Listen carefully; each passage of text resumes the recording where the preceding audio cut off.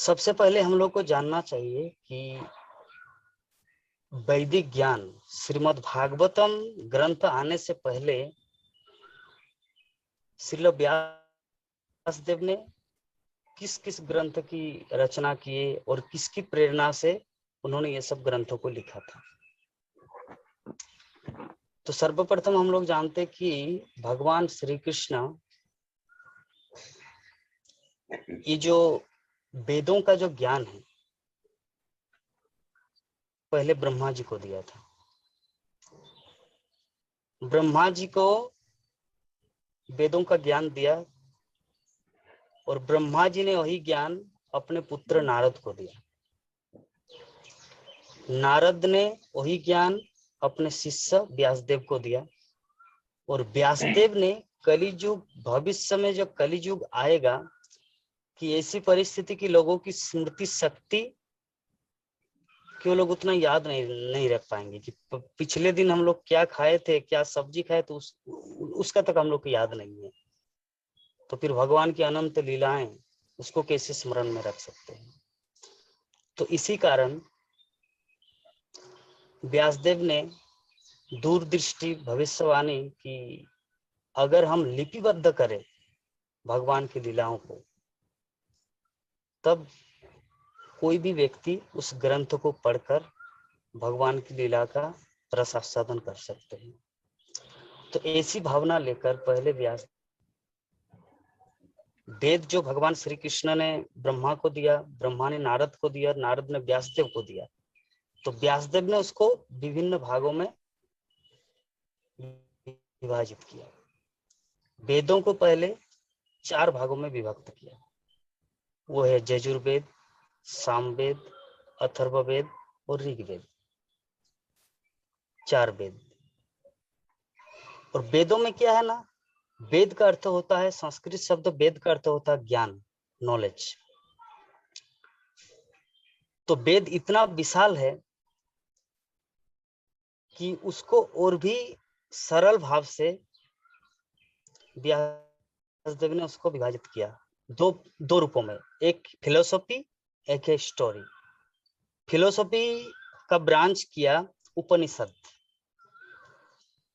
जितने सारे उपनिषद है, गीतोपनिषद, तैत्तिरीयोपनिषद, कठोपनिषद, मांडुक्योपनिषद, कलिसंतरण उपनिषद, ये उपनिषद जो है ये हुआ फिलोसॉफी। और जो भगवान की लीला कथाएं वो पुराणों के रूप में व्यासदेव ने 18 पुराणों में विभाजित किया, जिसमें कुर्म पुराण, ब्रह्मवैवर्त पुराण, ब्रह्मांड पुराण, नारदीय पुराण, गरुड़ पुराण, इस प्रकार 18 पुराणों में। पुराण का अर्थ होता है पुराण और इतिहास। उसके बाद और इतिहास रचना की। इतिहास का अर्थ होता है कि एक राजा के बाद उसका पुत्र राजा हुआ, उसके बाद और उनका पुत्र युवराज बना, इस तरह करके क्रोनोलॉजिकल वो एक के बाद एक इतिहास, एक राजा के बाद एक राजा आता है। और पुराण का अर्थ होता है जैसे किसी भी टॉपिक को, जैसे श्रीमद् भागवतम में हम लोग प्रथम स्कंद में देखते हैं कि सूत गोस्वामी 88,000 ऋषि मुनियों को श्रीमद् भागवत की कथा सुना रहे। वही द्वितीय स्कंद में जय और विजय की जो लीलाएं, हिरण्यकशिपु, हिरण्यक्ष का, नृसिंहदेव और वराहदेव प्रकट हुए। उसके बाद तृतीय अध्याय में, तृतीय स्कंद में कपिल देव आता है, चतुर्थ स्कंद में मनु महाराज। तो ये भागवतम और पुराण जो है ना, वो किसी टॉपिक को किसी देश काल पात्र अनुसार किस जगह में कौन सी लीला, कौन सी विषय वस्तु वहां पे जरूरत है, उस चीज को लाया जाता, दैट इज कॉल्ड पुराण। और इतिहास का मतलब जो परंपरा से चल रहा है, उदाहरण स्वरूप महाभारत, रामायण। महाभारत में हमारा पूरा इतिहास है कि पूर्वज कैसे महाराज शांतनु, चंद्रवंश, सूर्यवंश, सबका वर्णन ये इतिहास में मिलता है। तो इतिहास, पुराण, तो तो व्यासदेव ने इतने सारे ग्रंथों की रचना इसलिए की ताकि कलियुग के जीव, चैतन्य चरितामृत में एक श्लोक आता है कि माया मुग्ध जीवेर नहीं स्वतो कृष्ण ज्ञान अतोवेव कृष्ण कोयलो वेद पुराण। कहने का अर्थ है कि माया मुग्ध जीव, इस संसार के जीव को स्वतः मीन्स ऑटोमेटिक ये दिव्य ज्ञान प्राप्त नहीं होता। तो अतवेव कृष्ण कोयलो वेद पुराण, इसलिए भगवान कृष्ण ने क्या किया, वेद पुराण ये शास्त्र ग्रंथों की रचना की, ताकि उसको पढ़ने से, उनको श्रवण करने के माध्यम से व्यक्ति को दिव्य ज्ञान होता है, और उसी दिव्य ज्ञान के माध्यम से अपने मनुष्य जीवन को सार्थक करके वो भगवान के पास लौट जाता है, अर्थात मोक्ष प्राप्त करता है। हरे कृष्ण। प्रभु जी, आपकी आवाज बहुत अच्छी आ रही है, कृपया करके आप वीडियो भी ऑन कर दें, क्योंकि अगर आपके दर्शन होते रहेंगे तो हमें और अच्छे से समझ में आएगा जी। अच्छा, हरे कृष्ण। तो व्यासदेव ने 4 वेद को विभाजित किया, उसके बाद 18 पुराणों को, फिर 108 उपनिषद और महाभारत, रामायण, षडशास्त्र। तो ये सब रचना करने के बाद व्यासदेव ने सोचा कि मेरे मन में शांति, संतुष्टि क्यों नहीं आ रही। संतुष्टि का अर्थ होते, उदाहरण स्वरूप व्यासदेव इतने सारे ग्रंथों की रचना करने के पीछे उसका उद्देश्य क्या था, ताकि जनसाधारण को दिव्य ज्ञान हो और भगवान की भक्ति करे।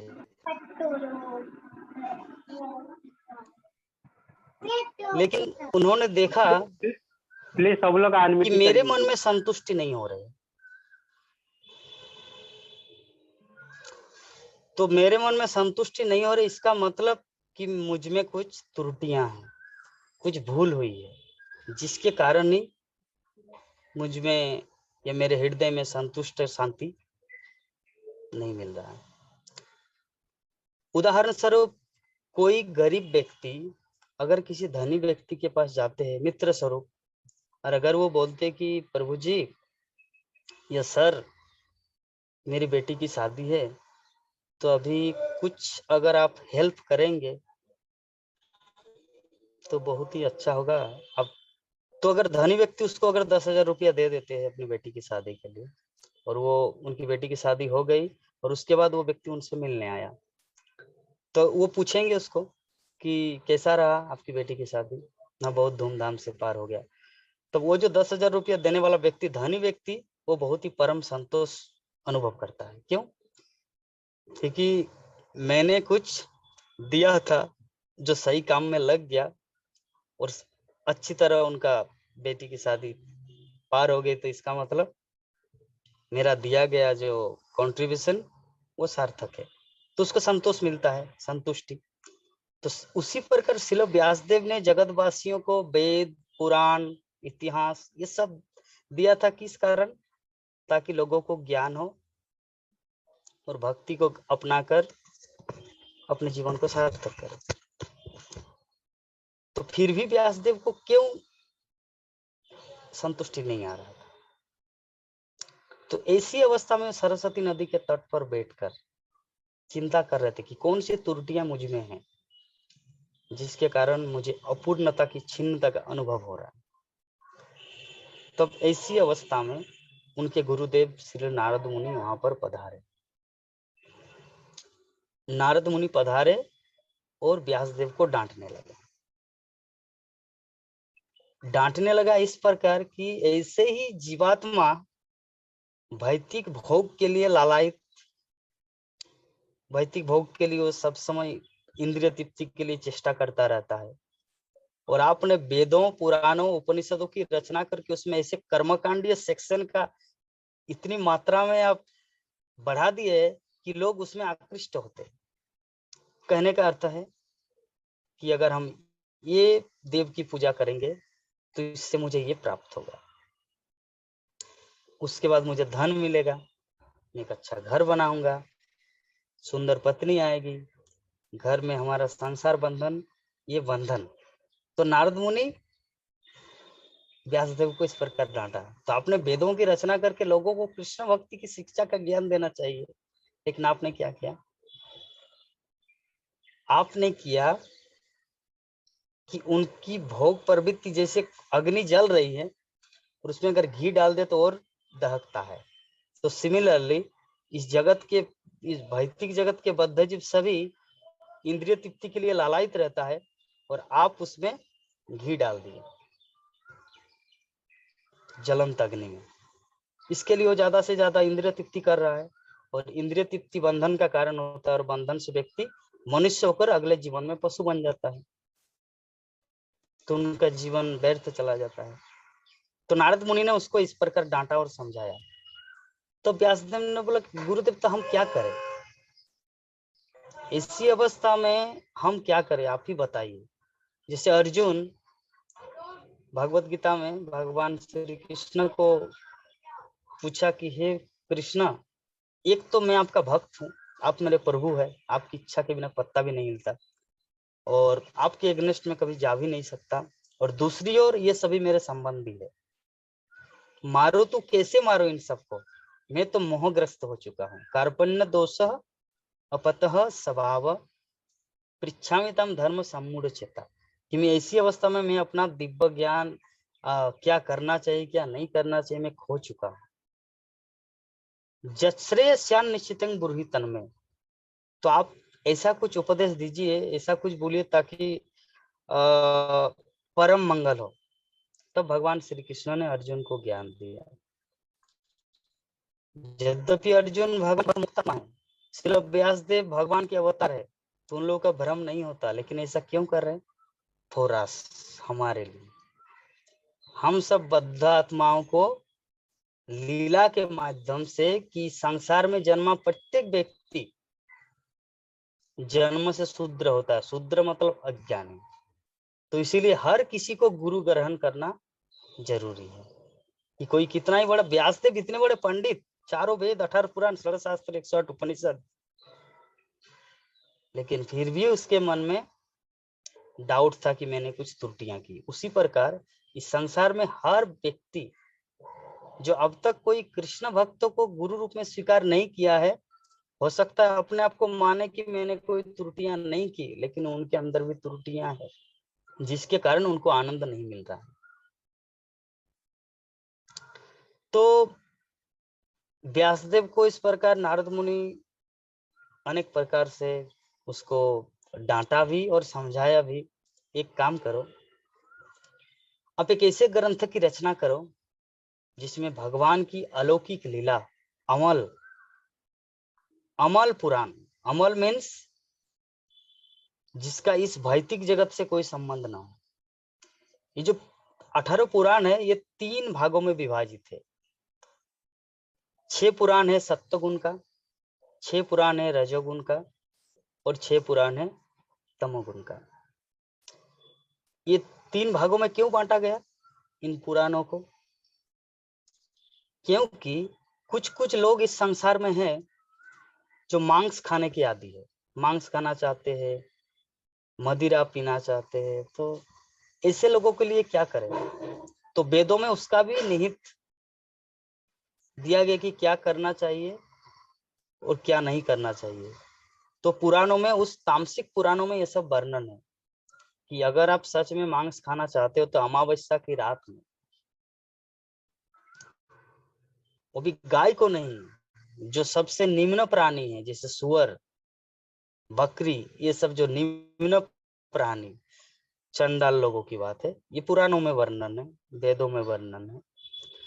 तो अमावस्या की रात को वो लेकर जाते माँ काली के सामने, जंगल में, दूर जंगल में, देवी के सामने प्रतिज्ञा करते हैं कि हे देवी, जिस पशु को मैं आज खा रहा हूं मांस, मैं आज उसे खा रहा हूं, एक दिन वो मुझे खाएगा। मांग मीन्स मुझे, स मीन्स वह, संस्कृत शब्द मांस का अर्थ होता है मीट, इंग्लिश में मी, मुझे, ईट, वो मुझे ईटिंग करेंगे। कब? भविष्य में। आज मैं उससे खा रहा हूं, कल वो मुझे खाएगा। मतलब इस जीवन में मैं उनको खा रहा हूँ, अगले जीवन में वो मुझे खाएगा। तो इसका अर्थ मतलब क्या है कि अभी मैं मनुष्य जीवन में हूँ, लेकिन अज्ञानता के कारण मैं पशु की तरह आचरण करता पशु को खा रहा हूँ। तो इसका मतलब ये नहीं कि मैं पशु को खाकर भगवत धाम को जा सकता हूँ। अगले जीवन में मुझे पशु रूप में आना है और वो पशु मुझे खाएगा। इसको कहते हैं मांस। मांस, स मतलब वह, मांग मतलब मुझे। आज मैं उसको खा रहा हूँ, वो मुझे कल खाएगा।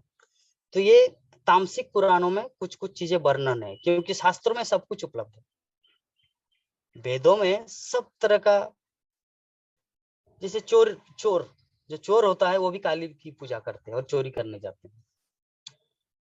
जो चोरी करने जाते थे या अभी भी जाते हैं कुछ कुछ चोर, वो लोग माँ काली की पूजा करते हैं और चोरी करने जाते हैं कि हे माँ काली ऐसा कुछ हो ताकि धन रत्न का खजाना मिल जाए। इसी प्रकार राजसिक पुराण है और सात्विक पुराण है। सात्विक पुराण मतलब क्या है? राजसिक पुराण में धन का लोभ, जैसे कौन सी देवताओं की पूजा करने से मुझे इतना धन समृद्धि प्राप्त होगी, धार्मिक रीति अनुसार, नॉट तामसिक। कौन से देवता की पूजा करने से ये प्राप्त होगा, कौन सा यज्ञ करने से ये होगा, तो ये राजसिक पुराण में वर्णन है। और सात्विक में धर्म कि कैसे भक्ति करे, तो भक्ति भी भगवान की भक्ति नहीं। तो सत्वगुण, रजगुण, तमोगुण, ये इस जगत का 3 गुण है। ये मटेरियल वर्ल्ड का, भौतिक जगत का 3 गुण है, सत्वगुण, रजगुण, तमोगुण। और ये वेद और पुराण उपनिषद सब कुछ रचा गया है 3 गुण के आधार पर, सत्य, रज, तमो। किंतु श्रीमद् भागवत क्या है? निष्कलंक महापुराण। श्रीमद् भागवते महामुनि कृते किंबा परेरीश्वर। ये श्रीमद् भागवत में अमल पुराण। मल का अर्थ होता है गंदा, और गंदा का अर्थ होता है दिस मटेरियल वर्ल्ड, मतलब इस भौतिक जगत। और इस भौतिक जगत का 3 गुण है, सत्वगुण, रजगुण, तमोगुण। तो ये जो पुराण है, वेद है, ये सब 3 गुणों में लिपा हुआ है। तो जिसके कारण व्यक्ति भगवत धाम को प्राप्त नहीं कर सकता इसके माध्यम से। वो हाँ कुछ पुण्य कर्म कर सकते हैं, दान धन कुछ करके स्वर्गलोक जा सकते हैं, उसके बाद रिटर्न यहाँ पर आ जाते हैं। क्षीणे पुण्य मर्तलोकं विशन्ति। भगवत गीता में भगवान श्री कृष्ण बोलते हैं कि क्षीणे पुण्य, जब उसका पुण्य का क्षय हो जाता है तो इस धरती पे पुनः लौट कर आता है। जैसे किसी के पास कुछ धन राशि है, वो 5 स्टार होटल में गया, 2-3 दिन, 4 दिन, 5 दिन, 10 दिन, जितना दिन रहने की इच्छा, उसका अमाउंट के अनुसार, उसके पैसे के अनुसार जैसे खत्म हो जाएगा 5 स्टार, दूसरे दिन सुबह 9 बजे आउट। तो उसी प्रकार स्वर्गलोक जाने का मतलब यहाँ पे कुछ पुण्य कर्म करना, भिखारियों को भीख देना, कपड़ा देना, खाना खिलाना, इस तरह करके कुछ पुण्य अर्जन करना।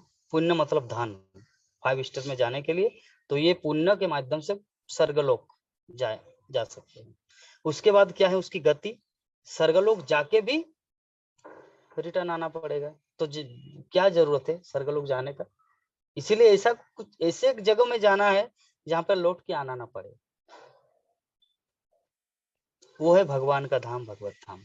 तो श्रीमद् भागवतम की जो विषय वस्तु है, ये उस जगत की लीला कथाओं को वर्णन करते हैं कि श्रीमद् भागवतम का अगर हम लोग आश्रय लेते हैं तो हम लोग भगवान के धाम को पहुंच जाते हैं। कैसे?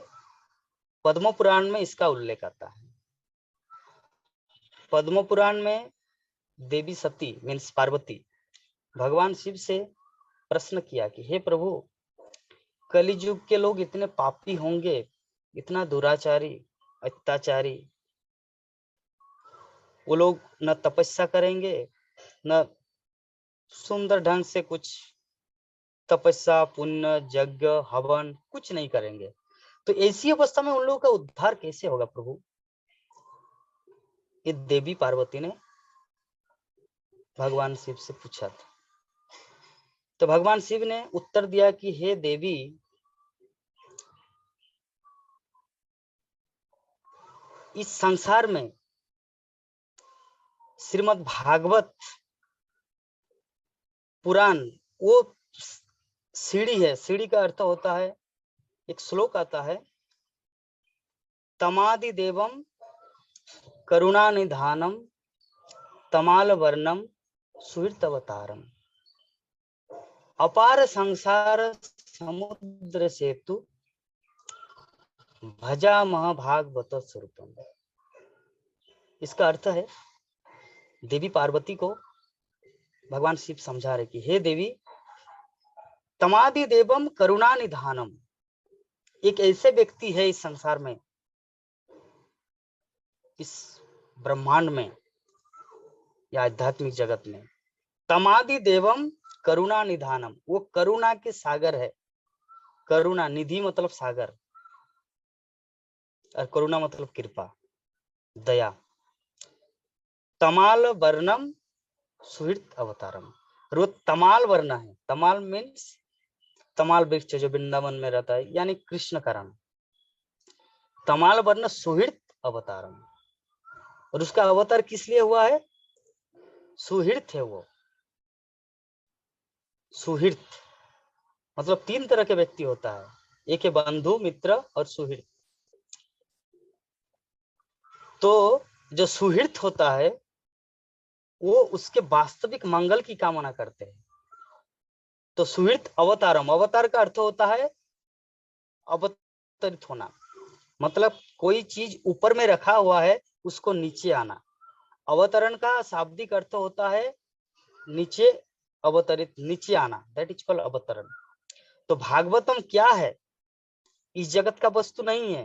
यहाँ पे शिव जी पार्वती को बोल रहे कि तमाल वर्णम सुहृत अवतारम। अवतारम मतलब कि जो ऊपर से नीचे आए, जिसको कहा जाता है अवतरण। तो भागवतम क्या है? वो अवतार है, सुहृत अवतारम। अपार संसार समुद्र सेतु, ये संसार क्या है? अपार। जैसे कोई समुद्र में अगर गिर जाए तो समुद्र में गिरने के बाद उनकी अपनी क्षमता नहीं होती कि इस पार से उस पार तैर के, स्विमिंग करके जा सके। अपार, नो पार्किंग, कहीं पर दिखाई नहीं देता कि किधर स्थल है, हम बीच समंदर में है या किनारे में है, या कौन सा पूरब कौन सा पश्चिम। खैर दिन में तो सूर्य को देखने से भी उसको अनुभव होता है, लेकिन वैसी अवस्था में सूर्य के बारे में चिंता नहीं करता, क्योंकि वो मृत्यु उसके सामने रहता। अगर कोई व्यक्ति संसार में गिर जाए, मतलब समुद्र में गिर जाए, तो सुहृत अवतारम अपार संसार समुद्र सेतु, ये संसार रूपी समुद्र का एक सेतु है। सेतु मीन्स ब्रिज, पुल।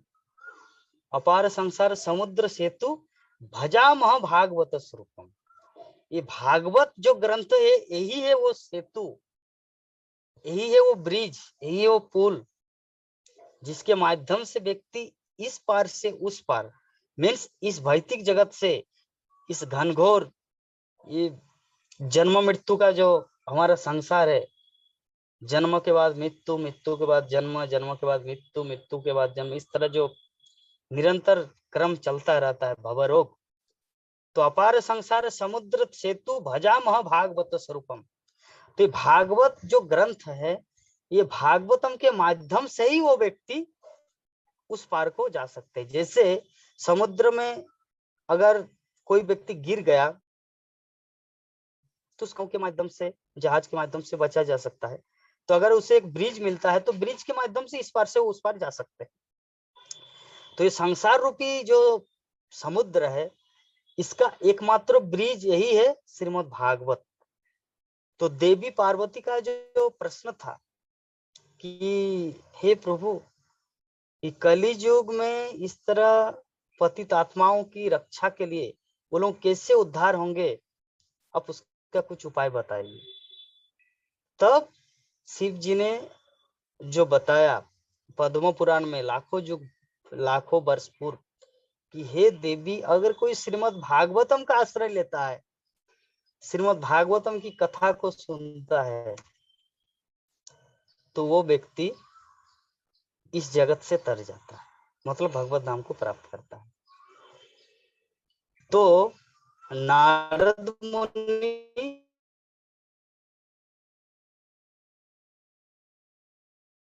व्यासदेव को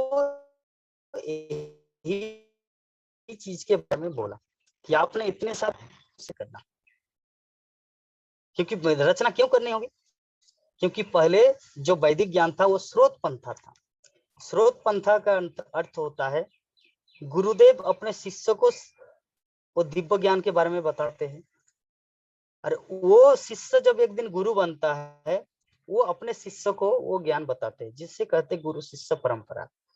पहले इस तरह का बड़ा बड़ा लाइब्रेरी नहीं था, टाइपराइटर या प्रकाशन की 10 मिनट में 100 किताब छप जाए, इस तरह का सुविधा नहीं थे। पहले लिखना पड़ता था भोजपत्र में, तालपत्र में।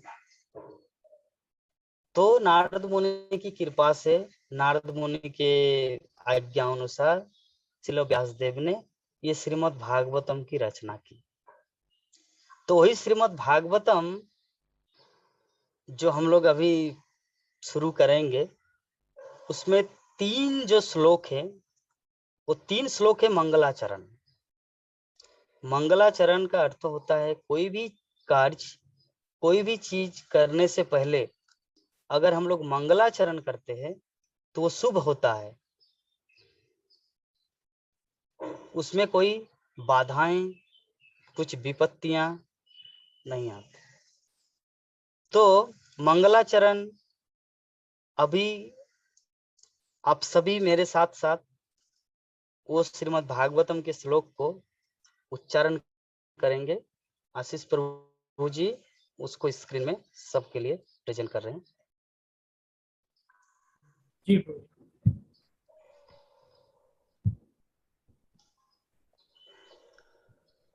अच्छा, सभी बोलिए मेरे साथ साथ। ओम नमो भगवते वासुदेवाय। पहला श्लोक है। ओम नमो भगवते वासुदेवाय। ओम नमो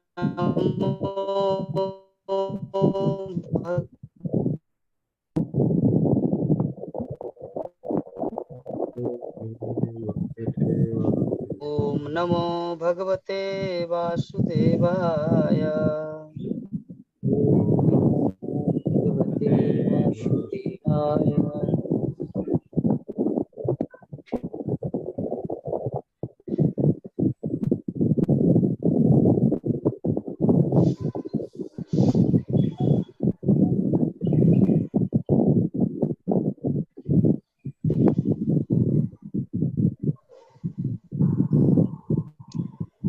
तो आज का हमारा जो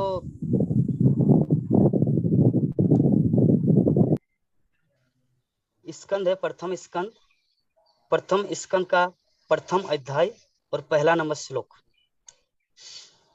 तो अध्याय का नाम है मुनियों की जिज्ञासा। तो इससे पहले थोड़ा बता दें, मुनियों की जिज्ञासा, ये मुनि कौन है? ये मुनि है कि 88,000 ऋषि मुनि नैमिषारण्य के तट पर एकत्रित हुए हैं और सूत गोस्वामी वहां पर पधारेंगे, और सूत गोस्वामी से जो प्रश्न किया जाएगा तो उसका उत्तर होगा कल के अध्याय में। तो आज का जो विषय है मुनियों की जिज्ञासा, तो हम लोग थोड़ा 3 जो श्लोक है, पहला, उसके बाद सेकंड और थर्ड, वो 3 है मंगलाचरण। भागवतम शुरू होता है 4th श्लोक से, ये 3 श्लोक है मंगलाचरण। इसमें सूत गोस्वामी व्यासदेव भगवान को ग्लोरीफाई किए, महिमान्वित किए हैं। तो ये श्लोक है कि जन्मादस्य जतोन्नत इतरश्चार्थेषु अभिज्ञ सराट तेने ब्रह्म हृदय आदि कवये मुह्यन्ति जत सूरय तेजो बारी मृदाम जथा विनिमयो जत्र त्रिसर्गो मृषा धामना सेन सदा निरस्त कुहकम सत्यम परम धीमहि।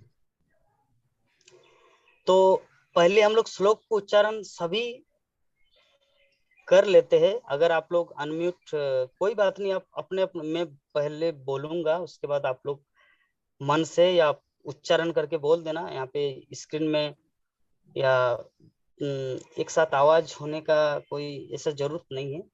अगर चाहेंगे तो कर सकते हैं। तो हम लोग थोड़ा उच्चारण करेंगे श्लोक का, क्योंकि श्लोक जो है व्यासदेव द्वारा रचित श्लोक है, और इस श्लोक का उच्चारण करने से भी हमारे जीवन में पवित्रता आती है। तो हम लोग उच्चारण करेंगे, जन्मादस्य जत जन्मादस्य जता इतरश्चार्थेषु पितरार्थेषु अभिगसराट अभिग्रसराट् तेने ब्रह्म हृदय ब्रह्मएकाय ज आदि कवये आदित्याय मुह्यन्ति यत्सूरय शान्ति यत्सुराय तेजो वारिमृदां यथा तेजो वारिमृतां यथा विनिमयो यत्र यत्र त्रिसर्गो मृषा सर्गो मृषा धाम्ना सेन सदा निरस्त आदाश्वेन सदा सदा निरस्त कुहकं सत्यं परं धीमहि। पूर्णं सत्यं परम धीमहि। अच्छा, इसका सुर में इस प्रकार उच्चारण किया जाता है, जन्मादस्य जतन्नदितरश्चार्थेषु अभिकसराट् तेने ब्रह्म हृदय आदिकवये मुह्यन्ति यत्सूरय तेजो वारिमृदां यथा विनिमयो यत्र त्रिसर्गो मृषा धाम्ना सेन सदा निरस्तकुहकं सत्यं परं धीमहि। तो ये तो संस्कृत का श्लोक है। तो श्रील प्रभुपाद ने हम सब के लिए इसका हिंदी अनुवाद किया है, तो उसको थोड़ा सा हम लोग पढ़ेंगे।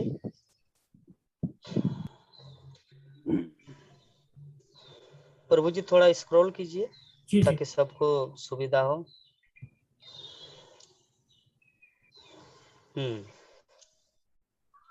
हे प्रभु, हे वसुदेव पुत्र श्री कृष्ण, हे सर्वव्यापी भगवान, मैं आपको सादर नमस्कार करता हूँ। मैं भगवान श्री कृष्ण का ध्यान करता हूँ, क्योंकि ये परम सत्य है और व्यक्त ब्रह्मांडों की उत्पत्ति, पालन तथा संहार के समस्त कारणों के आदि कारण हैं। वे प्रत्यक्ष तथा अप्रत्यक्ष रूप से सारे जगत से अवगत रहते हैं और वे परम स्वतंत्र हैं, क्योंकि उनसे परे अन्य कोई कारण है ही नहीं। उन्होंने ही सर्वप्रथम आदि जीव ब्रह्मा जी के हृदय में वैदिक ज्ञान प्रदान किया। उन्हीं के कारण बड़े बड़े मुनि तथा देवता उसी तरह मोह में पड़ जाते हैं, जिस प्रकार अग्नि में जल या जल में स्थल देखकर कोई माया के द्वारा मोहग्रस्त हो जाता है।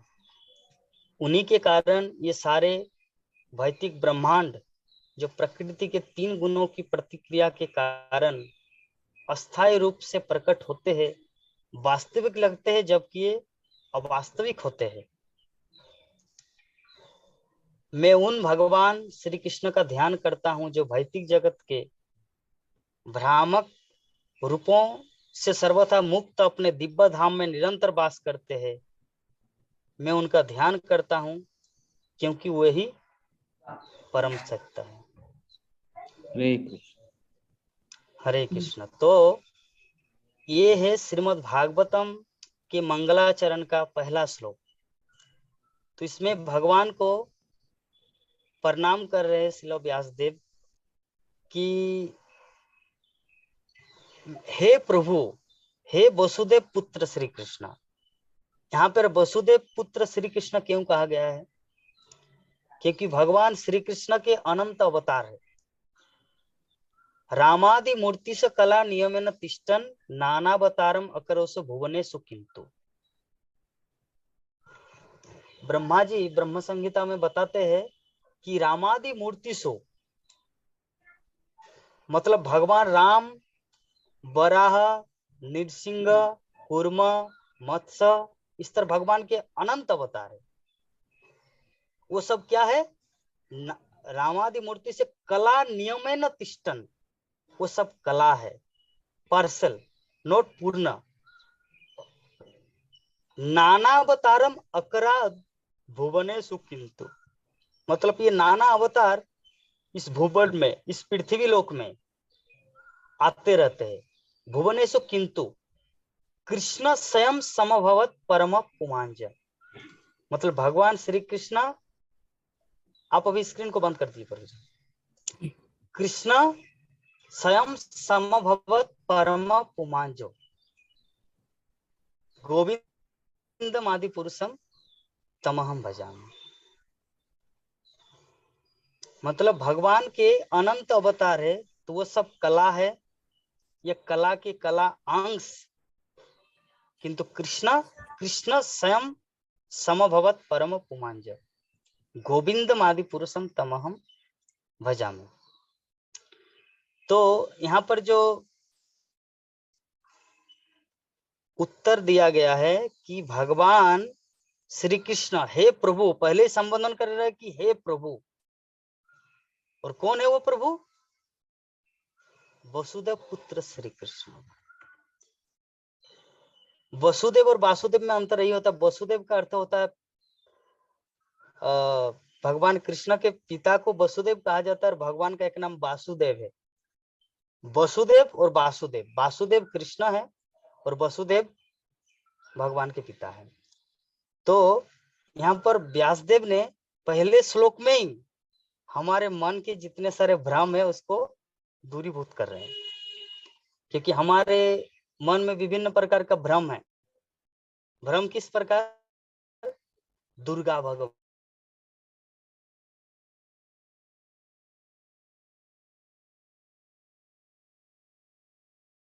है, कालिंदी भगवान है,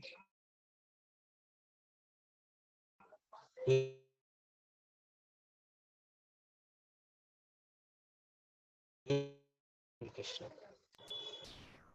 कि हे सर्वव्यापी भगवान। पहला क्या है? वसुदेव पुत्र श्री कृष्ण। पहले श्लोक में ही बताया गया कि भगवान कौन है। यही है भागवत। भागवतम का अर्थ होता है, व्यासदेव ने जो 18 पुराण, 16 शास्त्र, 108 उपनिषद रचना करने के बाद लोगों को कंफ्यूज पैदा कर दिया कि शिव पुराण पढ़ेंगे तो लगेगा कि शिव ही भगवान है, ब्रह्मांड पुराण पढ़ेंगे तो लगेगा कि ब्रह्मा ही भगवान है। इसके कारण सारे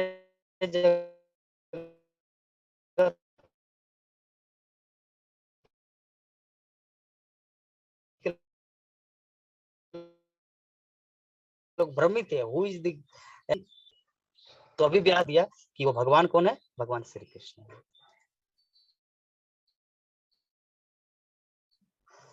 हे सर्वव्यापी भगवान, सर्वव्यापी, और भगवान क्या है? सर्वव्यापी है। सर्वव्यापी का मतलब जो हर कण कण में विद्यमान है।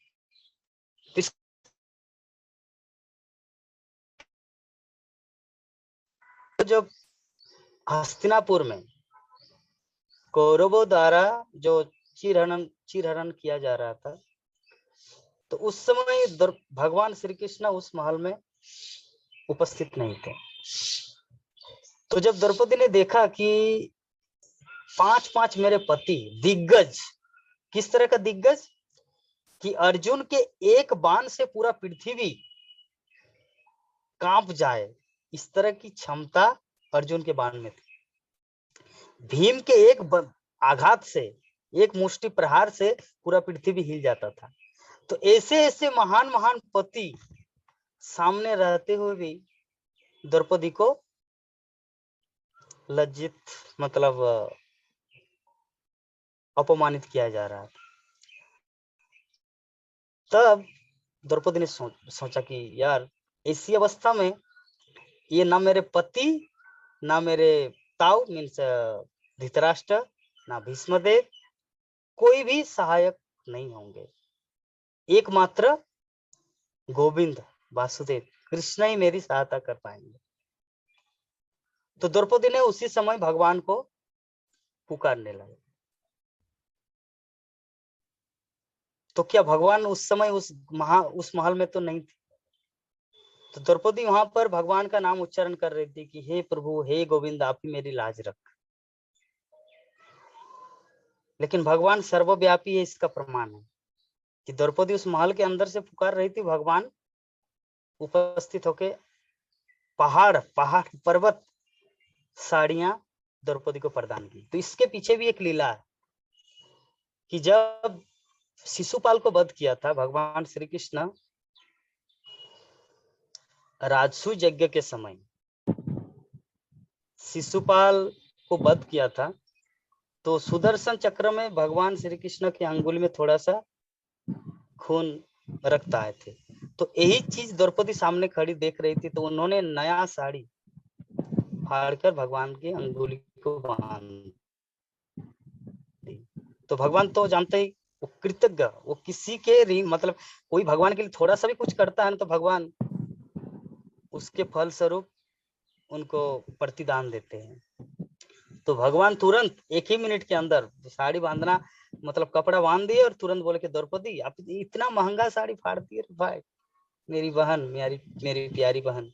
उस दिन से उनका नाम कृष्णा हुआ। द्रौपदी अपनी प्यार, द्रौपदी उनकी प्यारी बहन है। तो प्यार, उनकी भक्ति को देखकर भगवान कृष्ण ने अपना नाम उनको दे दिया। भगवान कृष्ण को कृष्ण कहते, कृष्णा, और कृष्णा का कृष्णा मीन्स और कृष्ण द्रौपदी। तो द्रौपदी बोले कि ये साड़ी क्या चीज है, ये मामूली साड़ी।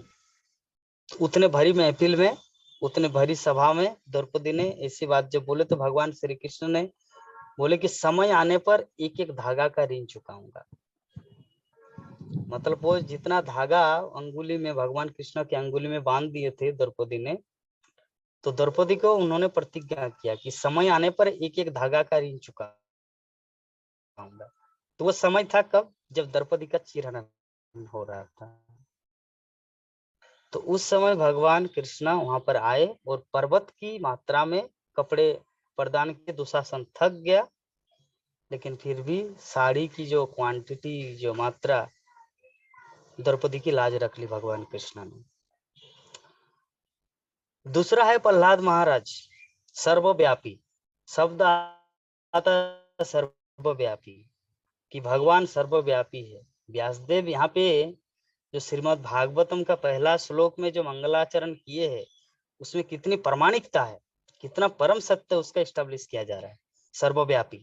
प्रहलाद महाराज राजमहल में मीन्स हिरण्यकशिपु गद्दी में बैठे हुए हैं सिंहासन पर, और प्रहलाद महाराज को अपने गोद में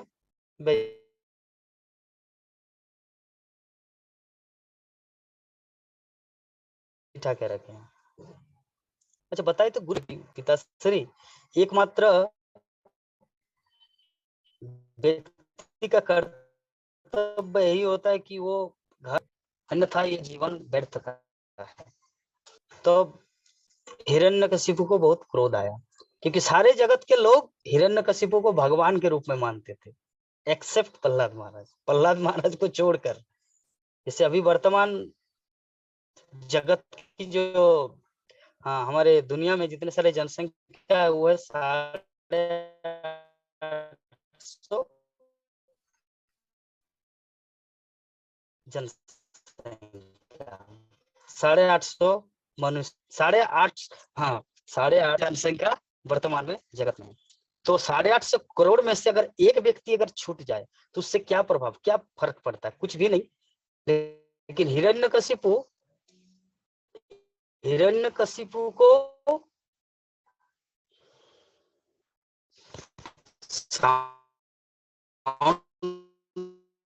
प्रॉब्लम, नेटवर्क प्रॉब्लम आ रहा है, साउंड भी क्लियर नहीं।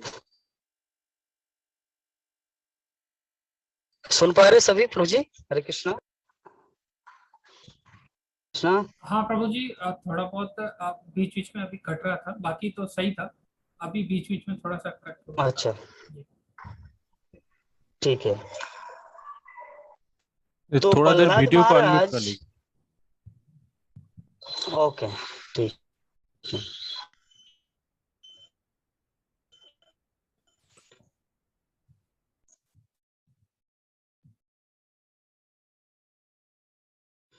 तो प्रहलाद महाराज मान के प्रिय भक्त माता की गर्भ वो भागवत भक्ति की शिक्षा, भागवत शिक्षा नारद मुनि के मुख से श्रवण करके आए थे।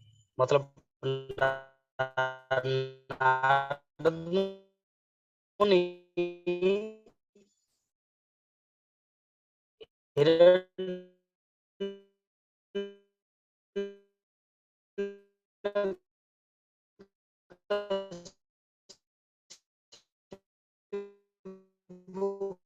की पत्नी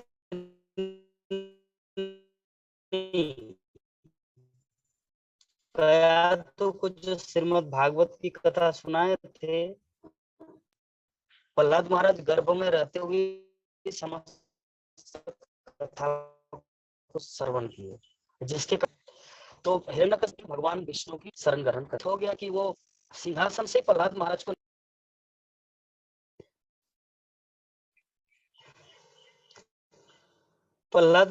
को फेंक दिया नीचे सिंहासन से, और इतना क्रोधित हो गए अपने म्यान से तलवार निकाले और प्रहलाद महाराज को काटने मतलब उसको मारने के लिए तुले। प्रहलाद महाराज को बोले कि आप जो सब समय विष्णु विष्णु विष्णु विष्णु बोलते रहते हैं, कहाँ है आपका विष्णु? आप मुझे क्या प्रमाणित कर सकते हैं, दिखा सकते हैं मुझे आपके विष्णु को? तो प्रहलाद महाराज बोले हाँ, मेरा विष्णु तो हर जगह है। एक्चुअली हिरण्यकशिपु ने प्रश्न किया था कि आपका विष्णु कहाँ कहाँ रहते हैं। तो प्रहलाद महाराज ने उसके रिप्लाई में बोला कि आप ये किस तरह की बेहूदगी प्रश्न कर रहे हैं, आप ये प्रश्न करो कि मेरा भगवान कहाँ नहीं रहते, मतलब भगवान सर्वव्यापी है। तो हिरण्यकशिपु ने सोचा कि ऐसी अवस्था में इसका मुंह तोड़ जवाब देंगे हम, मतलब भगवान सर्वव्यापी बोल दिया तो कहाँ है भगवान। तो डायरेक्ट प्रहलाद महाराज को चैलेंज किया, क्या इस खंबे के अंदर है? तो प्रहलाद महाराज ने बोला हाँ, मेरे प्रभु तो हर जगह है। तो आचार्य लोग इसमें कमेंट करते हैं, आचार्य विश्वनाथ चक्रवर्ती ठाकुर, सिद्धार्थ स्वामी, सभी इस तथ्य पर, इस घटना में कमेंट करते हैं कि क्या प्रहलाद हिरण्य नरसिंह देव इस खंबे के अंदर पहले से थे या बाद में आया, क्या मतलब विषय वस्तु क्या है। तो नारद मुनि युधिष्ठिर महाराज को इस प्रसंग में बताते हैं कि सत्यं विधातुं निज भृत्त भाषितम, मतलब सत्यं विधातुं निज भृत्त भाषितम, मतलब अपने परम प्रिय भक्त की भाषा, उनके मुख से निकला हुआ जो वाणी, उसको सत्य प्रमाणित करने के लिए कि सच में हाँ, जो प्रहलाद महाराज ने बोल दिया हाँ इस खंबे के अंदर में भी है। एक्चुअली उस समय प्रहलाद भगवान उस खंबे के अंदर नहीं था, यद्यपि भगवान अंडांतरस्तम परमाणु च अंतरस्तम हर जगह है इस निर्विशेष रूप में, लेकिन उस समय नहीं था। विश्वनाथ चक्रवर्ती ठाकुर कमेंट करते हैं, किंतु अपने प्रिय भक्त की इच्छा को, अपने प्रिय भक्त के मुख से निकला हुआ वाणी, उसको परम सत्य घोषित करने के लिए नृसिंहदेव उस खंबे से प्रकट हुआ। सत्यम विधातु निज वृत्त भाषितम, मतलब परम ये सत्य है कि नृसिंहदेव वहां पर नहीं था, लेकिन यद्यपि उनके प्रिय भक्त प्रहलाद महाराज ने हिरण्यकशिपु को बोला कि हाँ इस खंबे के अंदर है, तो इसको प्रमाणित करने के लिए नृसिंहदेव उस खंबे से प्रकट हुआ। सर्वव्यापी, सर्वव्यापी श्लोक से, इस श्लोक का जो हमारा पहला श्लोक है जन्मादस्य जत, तो सर्वव्यापी है भगवान। तो इससे प्रमाणित होता कि भगवान विष्णु वहां पर नहीं था, लेकिन भगवान विष्णु वहां पर प्रकट हुए, यह है सर्वव्यापी। तीसरा है गजेंद्र। गजेंद्र हाथी जो सरोवर में स्नान करने के लिए गए थे और मगरमच्छ ने उसको पकड़ा, क्रोकोडाइल, और हजारों वर्ष तक दोनों का फाइटिंग हुआ, क्योंकि हाथी स्थल में वो राजा है, बलशाली, और मगरमच्छ भी अपने फील्ड में मीन्स जल का राजा है। जल का राजा है मगरमच्छ और हाथी है स्थल का राजा, तो दोनों कोई कम नहीं है। लेकिन यद्यपि वो स्थान, वो जो काल,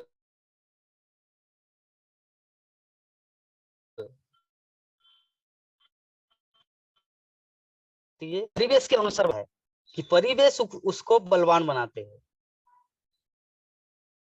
तो यद्यपि जो मगरमच्छ है हाथी के सामने कुछ भी नहीं है, तुरंत उसको मार सकते हाथी, लेकिन यद्यपि पानी के अंदर है, जो हाथी के लिए संभव नहीं है जी पाना। तो इसी बस 1000 वर्ष तक उन दोनों का लड़ाई चला, जो देवता आकाश से देखने लगा ये दृश्य, क्योंकि दोनों कोई कम नहीं, 50% जैसे कभी कभी क्रिकेट मैच में जो होता है कि पहले इतना रन कर चुके हैं और उसमें वो भी अभी सभी चिंतित हो जाते हैं एग्नेस्ट पार्टी, और मतलब इंडिया हो या न्यूजीलैंड जो भी है, दोनों भी चिंतित हो अभी क्या होगा। तो अवस्था देवताओं का हुआ था कि देवतागण बोले कि कौन जीतेगा, मगरमच्छ या गजेंद्र। तब गजेंद्र ने क्या किया, जो पूर्व जीवन में वो गजेंद्र था महाराज इंद्रदुम्न। इंद्रदुम्न महाराज थे जो पूर्व जीवन में भक्ति किया था, और वही भक्ति का फल उसको इस जीवन में भी प्राप्त हुआ, कि उसको थोड़ा सुमति मीन्स उसका स्मृति आया। क्या स्मृति? कि वो भगवान को फूल अर्पण करते थे। तो जब सरोवर में देखा कि कमल का फूल खिले हुए हैं, तो ऑटोमेटिक उसका चेतना उनका कि पिछले जीवन में भगवान की इतना पूजा करते थे, तो क्यों ना हम इसको भगवान को अर्पण करें। तो ऐसी भावना लेकर उनके मन में हठात अचानक से वो स्मृति याद आए, और उन्होंने कमल का फूल अपने सूंड से तोड़ा और भगवान को अर्पण किए कि हे गोविंद, हे गोपाल, अब तो जीवन हारे, कि ऐसी अवस्था में हे प्रभु आप ही मेरे रक्षक है। तो गजेंद्र की रक्षा करने के लिए भगवान गरुड़ के पीठ पर बैठकर गजेंद्र को बचाने के लिए आए। तो इसमें और एक कहानी है, ब्रह्मवैवर्त पुराण में वर्णन है, मतलब इंसिडेंट, कि लक्ष्मी देवी वैकुंठ में भगवान को पूछा कि प्रभु जी आप कहाँ जा रहे हैं। तो भगवान कितने स्पीड से आते, कितने गति से। तो वैकुंठ में बोला था हा, और इस पृथ्वी लोक में बोला थी। हाथी मतलब हाथी बोलने मतलब कहाँ है भगवत धाम, अनंत कोटि विश्व ब्रह्मांड से सुदूर, बहुत दूर में स्थित। किंतु लक्ष्मी देवी ने पूछा कि प्रभु जी आप कहाँ जा रहे हैं, तो वहां बोले हाँ, यहाँ बोले थी, मतलब पहुंच गए। हाथी बोलते बोलते भगवान गोलोक वृंदावन से पृथ्वी लोक में पहुंच गया। तो भगवान इतना स्पीड, तो ये हुआ सर्वव्यापी। तो भगवान हर जगह उपस्थित थे, उस सरोवर में भी भगवान को बुलाए और भगवान वहां पे उपस्थित हुए। तो हे प्रभु, हे वसुदेव पुत्र कृष्ण श्री कृष्ण, हे सर्वव्यापी भगवान, मैं आपको सादर नमस्कार करता हूँ। व्यासदेव भगवान को प्रणाम करते हैं। भागवतम शुरू करने से पहले, भागवतम लिखने से पहले भगवान मंगलाचरण कर रहे हैं। मैं भगवान श्री कृष्ण का ध्यान करता हूँ। व्यासदेव बोल रहे हैं कि मैं भगवान श्री कृष्ण का ध्यान करता हूँ, क्योंकि ध्यान के वही हमारे लिए ध्यान के विषय वस्तु एकमात्र भगवान है। और सच्चाई में भी अगर देखा जाए तो प्रत्येक व्यक्ति को एकमात्र भगवान के ध्यान करना चाहिए। क्यों? क्योंकि सबको पता है कि हमारे अंदर दो चीज है, एक है आत्मा, एक है परमात्मा। दो पक्षी बैठे हुए हमारे हृदय मंदिर में, आत्मा जिसके कारण शरीर हमारा चलायमान है, और आत्मा के साथ साथ परमात्मा भी है। तो अगर हम लोग अपने आप को रियलाइज करें कि आई एम स्पिरिट सोल, कि मैं एक आत्मा हूं, तो आत्मा का क्या धर्म है, परमात्मा जिन्होंने उसको पैदा किए। भगवान श्री कृष्ण बोलते कि ममेवांश जीवलोके जीवभूत सनातन। ये जो आत्मा है ये ममेवांश मतलब मेरा अंश है।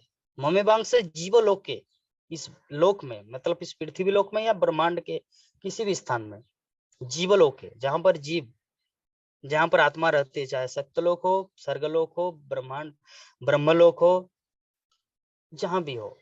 ममेवांश जीवलोके जीवभूत सनातन। जीवभूत मतलब वो आत्मा क्या है? सनातन।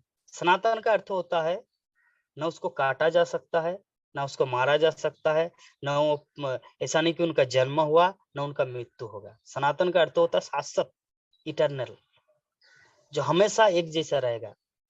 तो ममेवांश जीवलोके जीवभूत सनातन मनसष्टानि इंद्रियाणि प्रकृति स्थानी कर सकती। किंतु वो अपने आप को क्या समझ रहे कि मैं मन हूं। मनसष्टानि इंद्रियाणि, 6 प्रकार की हमारी जो इंद्रियां हैं, और मनसष्टानि इंद्रियाणि प्रकृति स्थानी मतलब इस जगत में करसती, संघर्ष कर रहे। किस लिए? सुख पाने के।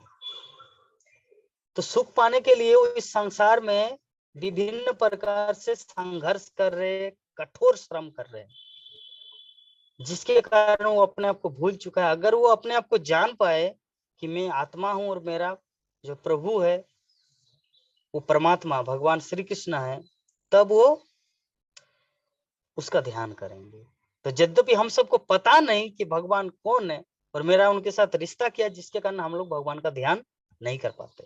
लेकिन यहाँ पे व्यासदेव पहले श्लोक में ही बोल रहे कि मैं भगवान को नमस्कार करता हूं और मैं उनका ध्यान करता हूं, क्योंकि ये परम सत्य है। परम सत्य है, एकमात्र वही परम सत्य है। हम सबको इस जगत में जिसका जन्म हुआ उसका मृत्यु निश्चित, और जिनका मृत्यु हुआ उसका जन्म भी निश्चित। जातस्य ध्रुवं मृत्यु मृत्यु जन्म मतलब जिसका जन्म हुआ उसका मृत्यु निश्चित है, और जिसका जन्म हुआ उसका और जिसका मृत्यु हुआ उसका पुनर्जन्म भी निश्चित है। जातस्य ध्रुवं मृत्यु ध्रुवं जन्म मृतस्य च। भगवत गीता में भगवान श्री कृष्ण अर्जुन को बता रहे हैं आत्मा का जिसका जन्म हुआ उसका मृत्यु निश्चित है और मृत्यु के बाद जन्म भी निश्चित है। किंतु भगवान क्या है? परम सत्य है। हम सब जब इस संसार में जितना दिन तक रहते हैं उसके बाद जब हमारा अंतिम समय आता है, हमारा आत्मा चले जाते हैं, मतलब हमारे शरीर से आत्मा जब गायब हो जाते हैं, गायब मतलब अपने धाम में चले जाते हैं, तो शरीर यहीं पर पड़ा रहता है और शरीर को लेकर शमशान घाट में ले जाया जाता है और बोलते हैं राम नाम वो है परम सत्य। एकमात्र राम नाम ही परम सत्य है, बाकी सब मिथ्या है। तो इसीलिए व्यासदेव यहाँ पे बोल रहे हैं क्योंकि वो परम सत्य है। भगवान ही एकमात्र परम सत्य, बाकी संसार के सब कुछ नाशवान है, सब कुछ मिट जाता है। और व्यक्त ब्रह्मांडों की उत्पत्ति, पालन तथा संहार के समस्त कारणों के मूल कारण है। ये जो ब्रह्मांड हम लोग को देखने को मिल रहा है, जैसे पृथ्वी लोक है, हम लोग सूर्य को देखते हैं, चंद्र देखते हैं, वरुण अरुण वरुण सब कुछ, तारे, ये तारे ये सब एक एक ग्रह है। ऐसा नहीं कि एकमात्र पृथ्वी लोक में ही मनुष्य है मतलब जीव है और दूसरे ग्रहों में जीव नहीं है। श्रील प्रभुपाद इसके विषय में उदाहरण देते हैं कि जीवन का स्रोत जीवन एक पुस्तक है, इसमें श्रील प्रभुपाद को कुछ वैज्ञानिकों ने प्रश्न किया था लॉस एंजलिस 1968 में। 1968 साल में श्रील प्रभुपाद जब लॉस एंजलिस अमेरिका में थे, मीन्स प्रचार करने के लिए गया था 1965 को, तो तब से जो प्रचार 1966 से स्टार्ट हुआ 1977 तक प्रभुपाद इस जगत में था। तो प्रभुपाद से विभिन्न प्रकार के लोग मिले, जिसमें वैज्ञानिक थे, मायावाद थे, पंडित थे, सब तरह के लोग उनसे मिले थे। पादरी, क्रिश्चियन पादरी, मुस्लिम, सब तरह के लोग प्रभुपाद से मिले थे। उनमें से कुछ वैज्ञानिक भी था। तो वैज्ञानिक ने बोला कि हम लोग चांद पर गए थे लेकिन वहां से कुछ मिला नहीं, जस्ट कुछ मिट्टी लाए वहां से, कोयला जैसा काला काला। तो श्रील प्रभुपाद ने चैलेंज किया कि आप लोग चांद पर गए ही नहीं। तो अभी सभी आश्चर्यचकित हो गए कि चांद पर गए ही नहीं मतलब? बोले कि हाँ, क्योंकि चांद की दूरी सूर्य लोक से भी कई गुना ज्यादा है, उससे भी ऊपर है। पहले चांद तक पहुंचने के लिए पहले सूर्य को क्रॉस करना पड़ेगा। तो सूर्य इतना गर्मी मतलब इतना ताप देते हैं कि उनके पास कौन जाएगा, और उससे बचकर चांद तक कैसे पहुंच पाएंगे? That's is not possible. ये श्रील प्रभुपाद का सिद्धांत है। इस संबंध में आप लोग बाद में मुझे प्रश्न कर सकते, कोई बात नहीं, उसके बारे में ब्रीफली डिस्कशन करेंगे। क्योंकि चांद को जाने के लिए पहले सूर्यलोक से गुजरना पड़ेगा, और सूर्यलोक के सामने आप कैसे जा सकते हैं? अभी इतना गर्मी है, लोग पसीना पसीना हो जाते हैं।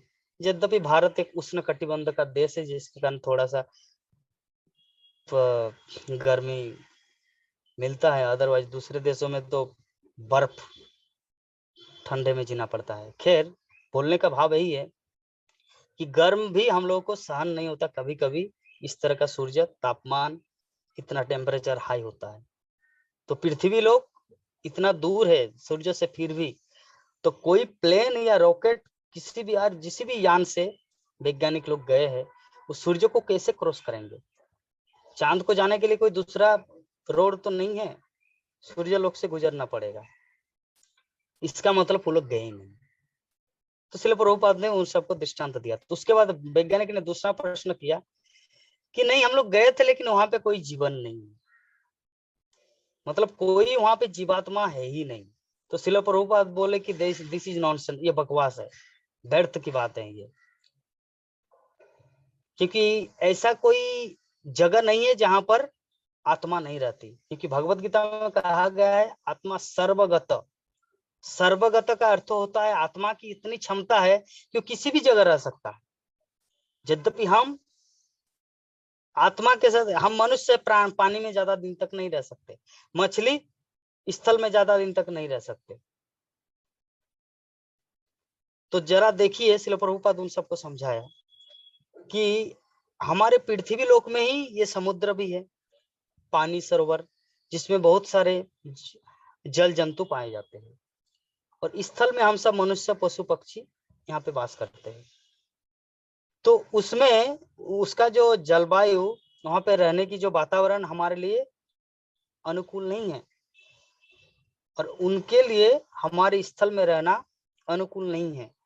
तो उसी प्रकार आप लोग ये बोल सकते हैं कि वहां पर जीवन धारण करने की, वैज्ञानिकों को प्रश्न कर रहे हैं कि चांद में जीव नहीं है, नहीं, जीव है, उनका दूसरे प्रकार से बना हुआ, जैसे हमारे जल, वायु, पृथ्वी, अग्नि और आकाश, ये 5 तत्वों से मिला है हमारा ये शरीर। इस पांचों का सम्मिश्रण से ये हमारा शरीर का निर्माण हुआ है। लेकिन कुछ कुछ भौतिक चीजें इस जगत में रहते हुए भी हम लोग नहीं देख पाते, जैसे हवा। हवा क्या है? भौतिक पदार्थ है, ये चिन्मय नहीं है। आत्मा को देखना तो दूर की बात है, हवा को भी नहीं देख पाते, जबकि हवा है, हमारी आंखें उसे देख नहीं पाती, लेकिन हवा है। तो उसी प्रकार चंद्रलोक में भी जीवन है, जीव है, यद्यपि आपके पास वो आंखें नहीं है उनको देखने के लिए, और सच्चाई ये कि आप वहां पे गए ही नहीं। ये श्रील प्रभुपाद का सिद्धांत था। जो ये पुस्तक में सब कुछ डिस्क्रिप्शन है, जीवन का स्रोत जीवन, इंग्लिश में पुस्तक का नाम है लाइफ कम्स फ्रॉम लाइफ, मतलब जीवन जीवन से आते हैं, पदार्थ से नहीं। इसमें पूरा तर्क भरा हुआ है। तो कोई भी व्यक्ति अगर ये पुस्तक को किसी को चाहिए तो हमारे आशीष प्रभु जी से संपर्क कीजिए, वो किसी न किसी रूप में आप सबको प्रोवाइड करेंगे। ये पुस्तक बहुत ही साइंटिफिक पुस्तक है, जिसके माध्यम से हम लोग भगवान को समझ सकते हैं। क्योंकि वैज्ञानिकों की कुछ कुछ ऐसी धारणा है जो जिनके कारण हम लोग भगवान को भूल चुके हैं और भगवान को विश्वास करना ही नहीं चाहते। लेकिन उस पुस्तक में ऐसा कुछ वर्णन है, वो भी तर्क के अनुसार, कि आपको मानना ही पड़ेगा कि हाँ भाई, भगवान तो है इस जगत। तो जो भी है, यहाँ पे जो हमारा आदि कारण है, भगवान इस ब्रह्मांड के सृष्टि संहार और पालन तीनों के आदि कारण है। भगवान विष्णु ही ब्रह्मा के रूप में प्रकट हुए और ब्रह्मा के क्रोध से भगवान विष्णु के नाभि कमल से एक कमल का पुष्पोदय हुआ और उस कमल पुष्प से ब्रह्मा का जन्म हुआ, चतुर्मुखी ब्रह्मा। और ब्रह्मा ने इस जगत की सृष्टि की और उसका संहार करते शिव जी। और शिव जी का उत्पत्ति कहाँ से हुआ? ब्रह्मा जी के भुरुजुगल मीन्स क्रोध से। तो अल्टीमेटली सबका मूल कारण कौन है? कि मैं भगवान श्री कृष्ण का ध्यान करता हूँ क्योंकि परम सत्य है और व्यक्त ब्रह्मांड की उत्पत्ति, पालन तथा संहार के समस्त कारणों के आदि कारण है। अब ये मंगलाचरण नहीं है। तो प्रत्यक्ष तथा अप्रत्यक्ष रूप से सारे जगत से अवगत रहते हैं और वे परम स्वतंत्र है क्योंकि उनसे परे अन्य कोई कारण है ही नहीं। भगवान परम स्वतंत्र है, उनको कोई बांध नहीं सकता। ये जो एक श्लोक अभी हम लोग पाठ कर रहे, शायद पूरा आज क्लास चला जाएगा। श्रील भक्ति सिद्धांत सरस्वती ठाकुर श्रील प्रभुपाद के गुरुदेव इस श्लोक को लेकर 3 महीना क्लास दिए थे बांग्लादेश में। 3 महीना, 1 दिन 2 दिन 3 दिन करके 30 दिन में 1 महीना होता है, तो इसे करके 90 डेज 90 दिन दिया था इस श्लोक के ऊपर क्लास। हमारा तो अभी 1 घंटा हुआ है, 1 बज के कितना मिनट हुआ। तो यही है श्लोक की महिमा, क्योंकि श्लोक में पूरा संपूर्ण भागवतम, पूरा भगवान की पूर्ण रहस्य यहाँ पे छुपा है। यहाँ पर क्या है बता रहे कि परम स्वतंत्र है, सराट इतरस्थ अभिज्ञ सराट, भगवान सब कुछ जानते हैं। और सराट मतलब स्वतंत्र। संस्कृत शब्द सराट का अर्थ होता है स्वतंत्र, इंडिपेंडेंस, जिसको कोई बांध नहीं सकता। इसका उदाहरण हम लोग जानते हैं कि जब भगवान श्री कृष्ण शांति का प्रस्ताव लेकर दुर्योधन के पास गए थे, तो दुर्योधन को बोले कि अच्छा दुर्योधन एक काम करो ना, झगड़ा झंझट मत करो, कि 5 पांडवों को राज्य तो नहीं चाहिए, 5 गांव दे दीजिए, 5 गांव, ज्यादा कुछ नहीं। भगवान श्री कृष्ण ने बोला, तो वो लोग बोले कि बिना युद्ध के सुई के नोक के बराबर, सुई के जो ऊपर में जो जितना मात्रा में जो मिट्टी होना चाहिए वो भी नहीं देंगे, विदाउट war, मतलब बिना युद्ध के हम कुछ भी नहीं देंगे। तो उसके बाद कृष्ण फिर से समझाने लगा, तब दुर्योधन ने क्या किया, थोड़ा अहंकार बढ़ा उसको, इस ग्वाले को बांधो, ये बहुत फटर फटर कर रहे हैं। दुर्योधन ने क्या किया, इसको ग्वाले को बांधो। तो दुर्योधन के पास उतना बड़ा रस्सी कहाँ है जो भगवान को बांध सके। भगवान ने क्या किया, इतना बड़ा रूप धारण करने लगा कि उनको बांध कौन पाए, सभी भाग रहे डर से। अपनी अलौकिक ऐश्वर्य शक्ति, योगेश्वर है ना, भगवान श्री कृष्ण योगेश्वर है। योग करते व्यक्ति, योग के माध्यम से कोई बड़ा होता है, छोटा होता है, हवा में विचरण करता है, लेकिन योगेश्वर है भगवान, योग का ईश्वर।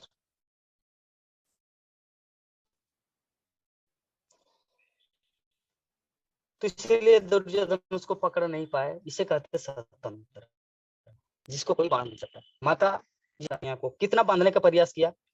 नंद महाराज का 9 लाख गाय, 9 लाख गाय थे, 9 लाख 9 लाख। तो उसको बांधने के लिए तो रस्सी होता है। तो दासी को बोल रहे कि 2 इंच कम हो रहा है, आप वो रस्सी को लाओ। ये दासी को बोले, दूसरा रस्सी ला रहे, फिर बांध रहे और 2 इंची। इस तरह करके यशोदा माता थक गई कृष्ण को बांधने के लिए, लेकिन फिर भी बांध, क्यों? क्योंकि उसको कोई बांध नहीं पाएगा, वो स्वतंत्र है। खैर बाद में करुणा बस देखा कि मेरी माँ इतना परेशान हो गई, पूरा पसीना पसीना, और तो इसको तो कृपा करना है। तो तब भगवान श्री कृष्ण को ओखल से बांधे, जिसके कारण उसे कहा जाता दामोदर लीला, जो कार्तिक महीने में हम लोग भगवान दामोदर, भगवान श्री कृष्ण को दिया दिखाते हैं, यह दामोदर लीला। तो क्या है, भगवान पूर्ण रूप से स्वतंत्र है, क्योंकि उनसे परे अन्य कोई कारण नहीं, उनके ऊपर उनसे बढ़कर और कोई दूसरा कारण नहीं है। इसे इसका मतलब क्या है, इसका अर्थ यही है, पहले विष्णु आया या कृष्ण आया। इस चीज को समझने के लिए सारे जगत के लोग कंफ्यूज हैं, स्पेशली इंडियन भारतीय लोग, क्योंकि उसको पता है कि विष्णु से ब्रह्मा की सृष्टि हुई, ब्रह्मा से शिव का, और कृष्ण तो द्वापर युग में आए कृष्ण के रूप में। तो कौन बड़ा हुआ, विष्णु। उन लोगों का सिद्धांत ऐसा है, लेकिन नहीं, विष्णु जो है 3 प्रकार के विष्णु है, पहले समझना है। कारणोदकशाही विष्णु, क्षीरोदकशाही विष्णु और गर्भोदकशाही विष्णु। भगवान श्री कृष्ण का अपना जो विस्तार है, पहला विस्तार है, दापर युग की बात नहीं कर रहे, आध्यात्मिक जगत की बात कर रहे। आध्यात्मिक जगत का अर्थ होता है इस भौतिक जगत के भी परे कुछ है। हम लोगों को कभी ये नहीं सोचना चाहिए कि पृथ्वी में ही सब कुछ है। ये पृथ्वी में सब कुछ कहने का मतलब हम लोग अभी तक कुएं का मेढक ही है, नहीं। ये पृथ्वी में सब कुछ नहीं है। ये कुएं का मेढक था, तो सागर से, प्रशांत महासागर से एक दूसरा मेढक आया और उनको पूछा, भाई आप यहाँ पर क्या कर रहे हैं? मैं तो बहुत एक सागर से आया, समुद्र से आ रहा हूँ। तो कुएं का मेढक पूछा कि कितना बड़ा है? डबल, इस कुएं से डबल? अरे नहीं, बहुत बड़ा है। बोले कि 10 गुना? अरे नहीं, बहुत बड़ा। कितना बड़ा है? क्या बात करते, 100 गुना? बहुत बहुत विशाल। क्योंकि 1000 गुना वो कंपेयर करते, वो अपना तुलना, वो अपना मेंटल स्पेकुलेशन यूज करता ही गया, लेकिन मेढक को ये पता नहीं चला कि सागर कितना बड़ा होता है।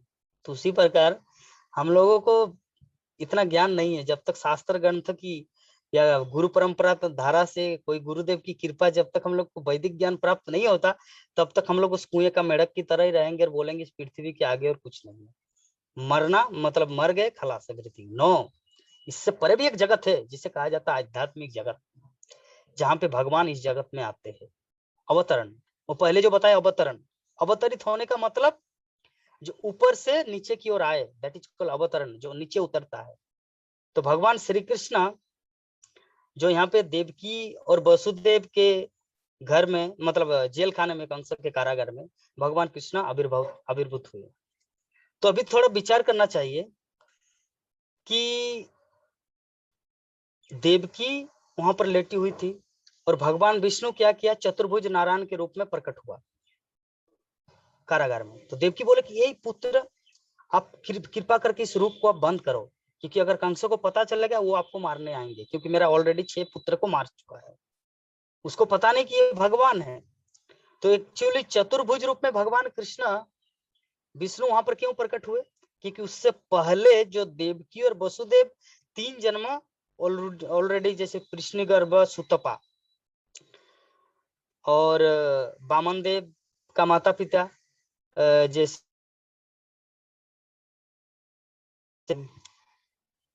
3 जन्म भगवान, वो जो देवकी और वसुदेव ऑलरेडी 3 जन्म बिता चुके हैं, जिसमें भगवान विष्णु को चतुर्भुज रूप में पुत्र के रूप में प्राप्त किया था। तो वही द्वापर युग में भी भगवान कृष्ण को प्राप्त करने जा रहे हैं। तो अगर उसको डायरेक्ट, अगर द्विभुज मुरलीधर के रूप में अगर भगवान अवतरित होंगे, तो देवकी माता को डाउट होगा कि ये पता नहीं ये वही भगवान है या नहीं। इसलिए भगवान ने क्या किया? चतुर्भुज रूप, नारायण का रूप उनको दिखाया, उनका कन्फ्यूजन को दूर करने के लिए। और वही चतुर्भुज नारायण क्या किया? देवकी माँ के गर्भ में प्रवेश किया, अवतरित हुआ भगवान। तो इसीलिए तो भगवान कहाँ से? अभी प्रश्न उठ सकता है, कोई प्रश्न कर सकता है। कोई बोलते कि अरे अगर विष्णु से ब्रह्मा, ब्रह्मा से शिव प्रकट हुआ, तो कृष्ण तो बाद में आया। तो अभी पहला प्रश्न अभी मेरा उन सब के प्रति प्रश्न है। तो कृष्ण जो आया, तो देवकी के गर्भ से जन्म लेने से पहले ही तो भगवान वहां पे प्रकट था। जन्म लेने से पहले चतुर्भुज रूप में प्रकट हुआ, उसके बाद द्विभुज श्याम सुंदर मुरलीधर बन गए, और उसके बाद गोकुल में उसे लाया गया, वृंदावन धाम में। तो इसका मतलब क्या हुआ कि आदि कारण जो है, आदि वो भगवान कृष्ण है। तो कृष्ण का पहला अंग जो है वो है बलराम, और उनका बायां अंग है राधा रानी। तो बलराम से प्रकट हुआ शंकरसन, और शंकरसन से 3 महाविष्णु प्रकट हुए।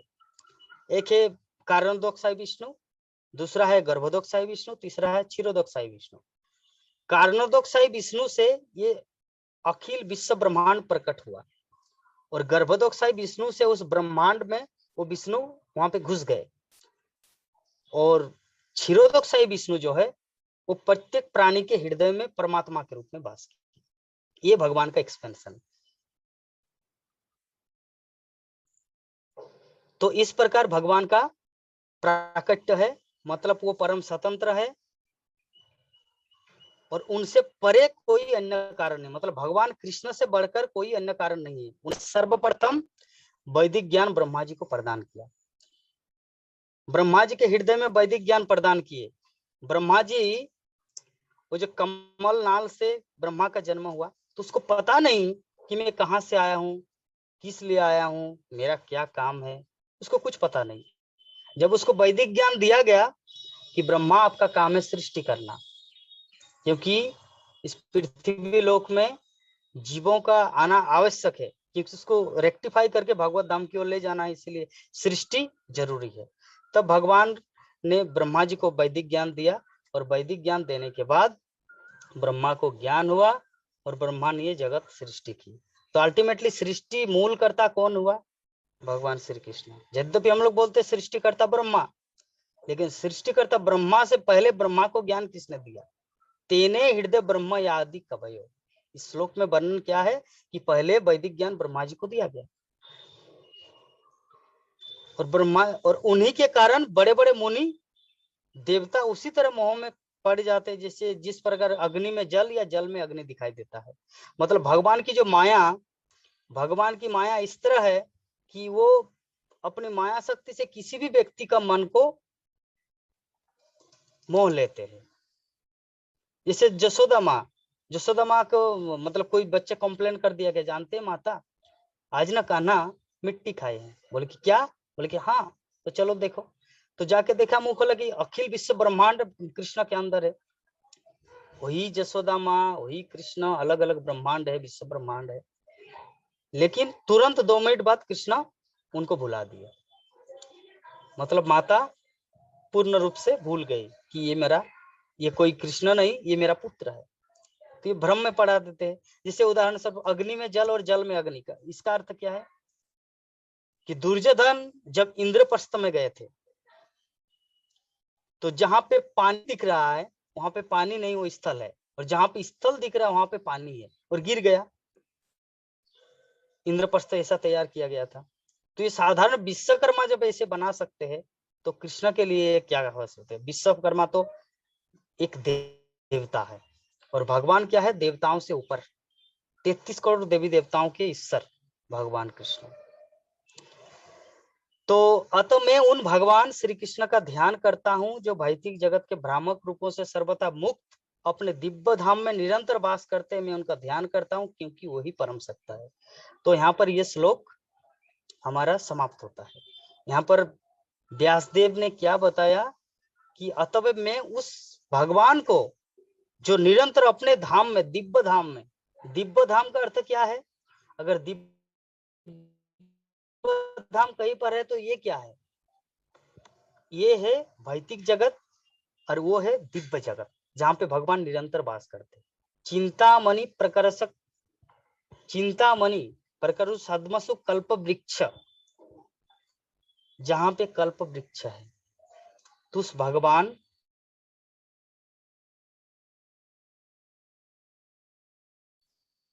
वहां पे अपने पार्षदों सहित वास करते हैं। यार हमारा श्रीमद् भागवतम का जो मंगल संपन्न है, तो अभी हम कुछ भक्त नए जुड़े, जिसके साथ अभी तक परिचय हुआ नहीं, और जितने सारे भक्तगण श्रवण किए उनमें से कुछ प्रश्न भी रहेगा, कुछ डाउट, जिज्ञासा भी रहेगा। तो इसीलिए अभी हम लोग प्रश्न उत्तर का थोड़ा समय देंगे, क्योंकि मेरे गुरु महाराज कहा करते हैं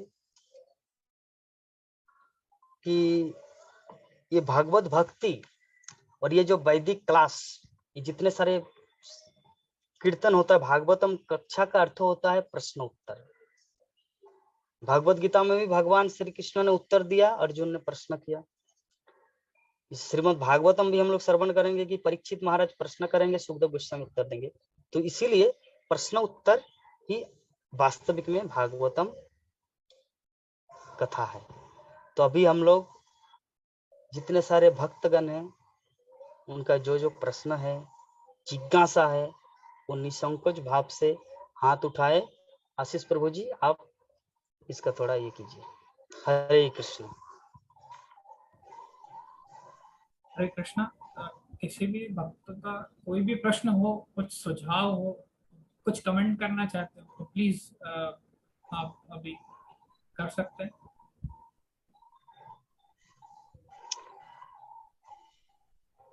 सबसे पहले किसी का प्रश्न हो या ना हो, मैं अरविंद प्रभु जी से अनुरोध करूंगा कि वो अपना दर्शन दे और इस विषय में कुछ टिप्पणी करें, क्योंकि वो हमारे वरिष्ठ प्रभु जी हैं।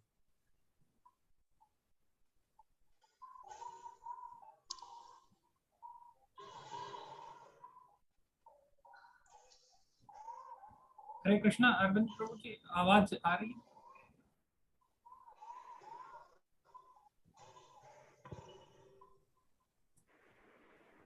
हरे कृष्णा प्रभु। दंडवत प्रणाम हरि प्रभु। बोल। जी प्रभु। बताइए। हरे कृष्णा। पहला प्रश्न मैं आपसे लूंगा। जी प्रभु, बहुत सुंदर लगा प्रभु बोलिए। आपने भागवतम पर जो व्याख्यान दिया। और इसमें हम जैसे बद्ध जीव जो भागवतम का पाठ प्रतिदिन नहीं कर पाते हैं, उनके लिए क्या संदेश है प्रभु? भागवतम पढ़ने के लिए हम लोगों के लिए क्या संदेश आपका है? अच्छा, देखिए प्रभु जी, भगवान श्री कृष्ण इस जगत में 3 रूपों में विराजमान है। भागवतम मतलब शब्द ब्रह्म, दारू ब्रह्म और नाम ब्रह्म। तो 3 साधन में से अगर भक्त चाहे, तीनों में से कोई एक कर सकता। नाम ब्रह्म का अर्थ होता है हरे कृष्ण कृष्ण कृष्ण हरे हरे, हरे राम राम राम हरे हरे। ये जो कीर्तन, ये कीर्तन ही कलि युग में वास्तविक धर्म और मुक्ति का एकमात्र उपाय है। क्योंकि उदाहरण स्वरूप, अब 4 दिन पहले शहडोल का एक ग्रुप था उज्जैन का, उस क्लास में एक माताजी ने प्रश्न किया कि कैसे, आपका ही सेम, आपका जैसा ही प्रश्न। तो मैंने उनको बताया, माताजी मेरे गुरु महाराज कहा करते थे कि हरि नाम जो है, आप ये कभी भी किसी भी जगह आप ले सकते हैं। करने का अर्थ, आप स्नान कर रहे हैं और कलि युग में अकाल में मृत्यु होता है। अकाल मतलब काल के अनुसार मृत्यु का अर्थ, जिसका 100 वर्ष निश्चित है उसका 100 वर्ष में ही मृत्यु होगा। अकाल में, बाल्यकाल में, जैसे बाल्यकाल में मृत्यु होने से पहले प्राचीन में, जैसे बता रहे उदाहरण स्वरूप, जब भगवान श्री कृष्ण द्वारका में रहते थे तो यज्ञ कर रहा था, तो वहीं पर एक ब्राह्मण का पुत्र मर गया। तो उन्होंने भगवान कृष्ण के पास आके बोला कि ये तो राजा की गलती है कि अगर राजा अगर अधार्मिक रहे तो पिता के होते हुए पुत्र का मृत्यु पहले होता है। तो ऐसा क्यों हुआ? तब अर्जुन सामने था।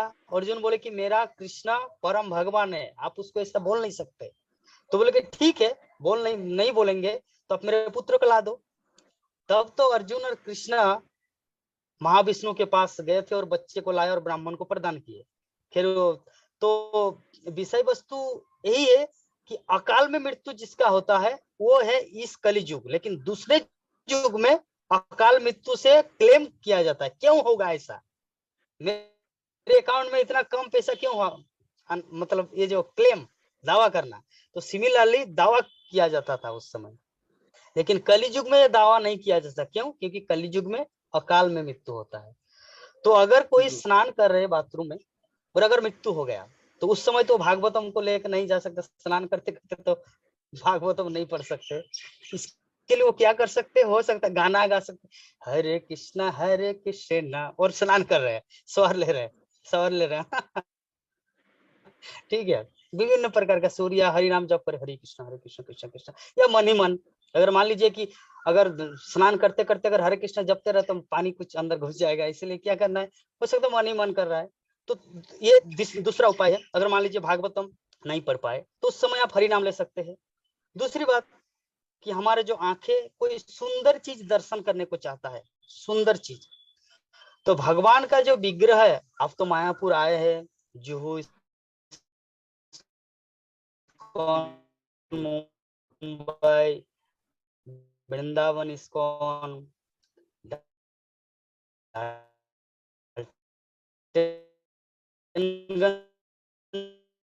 इसका भी इस्कॉन, एक 400 रुपये का, ये शर्ट है 200 रुपये का, लेकिन भगवान का ड्रेस लाख रुपये का है।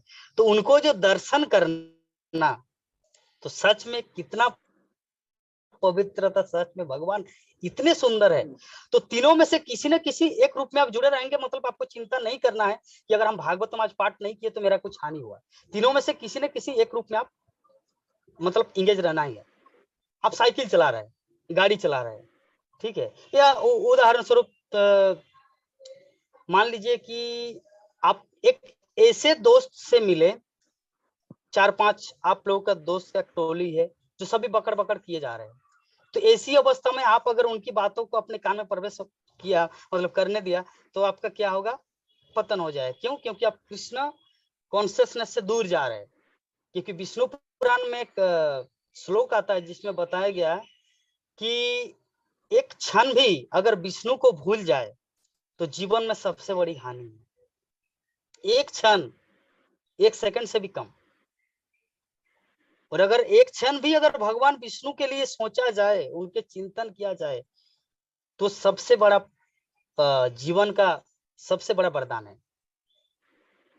तो इससे हम लोगों को अपनी अपनी बुद्धि के अनुसार सोचना है, ये श्लोक में क्या बोलना चाह रहे हैं। मतलब हमको अपने समय का कितना समय भगवान की कथा में या भगवान के चिंतन में लगाना चाहिए, अपने अपने कैपेसिटी अनुसार। हमेशा नहीं बोलेंगे कि आप 24 घंटा भागवत कथा सुने, हमेशा नहीं बोलेंगे कि आप 2 घंटा ही सुने, आप 5 मिनट सुने अपनी कैपेसिटी अनुसार। लेकिन उस श्लोक के माध्यम से हम लोग को अपने आप को निर्धारित करना है कि सच में मैं क्या, कैसे अपने जीवन को बैलेंस करूं, अपने गृहस्थ जीवन में भी और आध्यात्मिक जीवन में भी। तो या तो आप भगवान का दर्शन किए मंदिर में, या ऐसा हो सकता है आप आंख बंद करके मायापुर का चित्रण कीजिए। हम वृंदावन धाम गए थे, भगवान का विभिन्न जगह दर्शन किए। तिरुपति बालाजी गए थे, पहाड़ के ऊपर, पर्वत श्रेणी के ऊपर तिरुपति बालाजी विराजमान, वो पर्वत को भी चिंतन करे, आप भगवान के साथ थे। आप गए थे जगन्नाथपुरी, सच में समुद्र इतना सुंदर, समुद्र में हम स्नान किए, वहां पे हरिदास ठाकुर का ये है स्वर्गद्वार है सामने ही, जगन्नाथ को दर्शन किए, तो ऐसा लगा कि साक्षात हम वैकुंठ में पहुंच गए।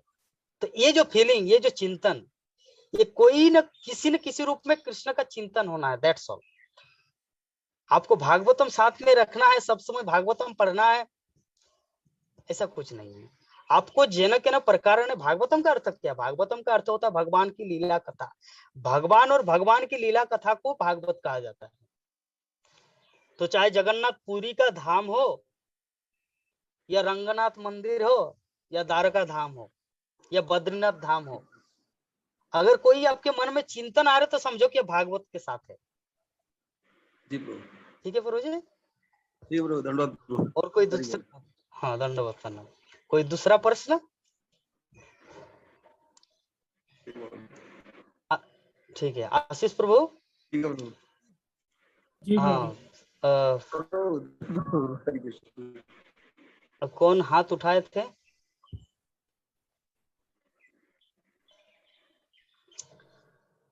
किसी का प्रश्न हो? चलिए अंशुमान। जी जी, अंशुमान प्रभु कुछ आप बोलिए।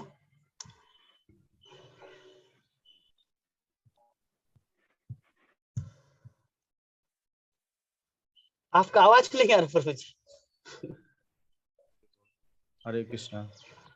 सभी वैष्णव को चरण दंडवत प्रणाम।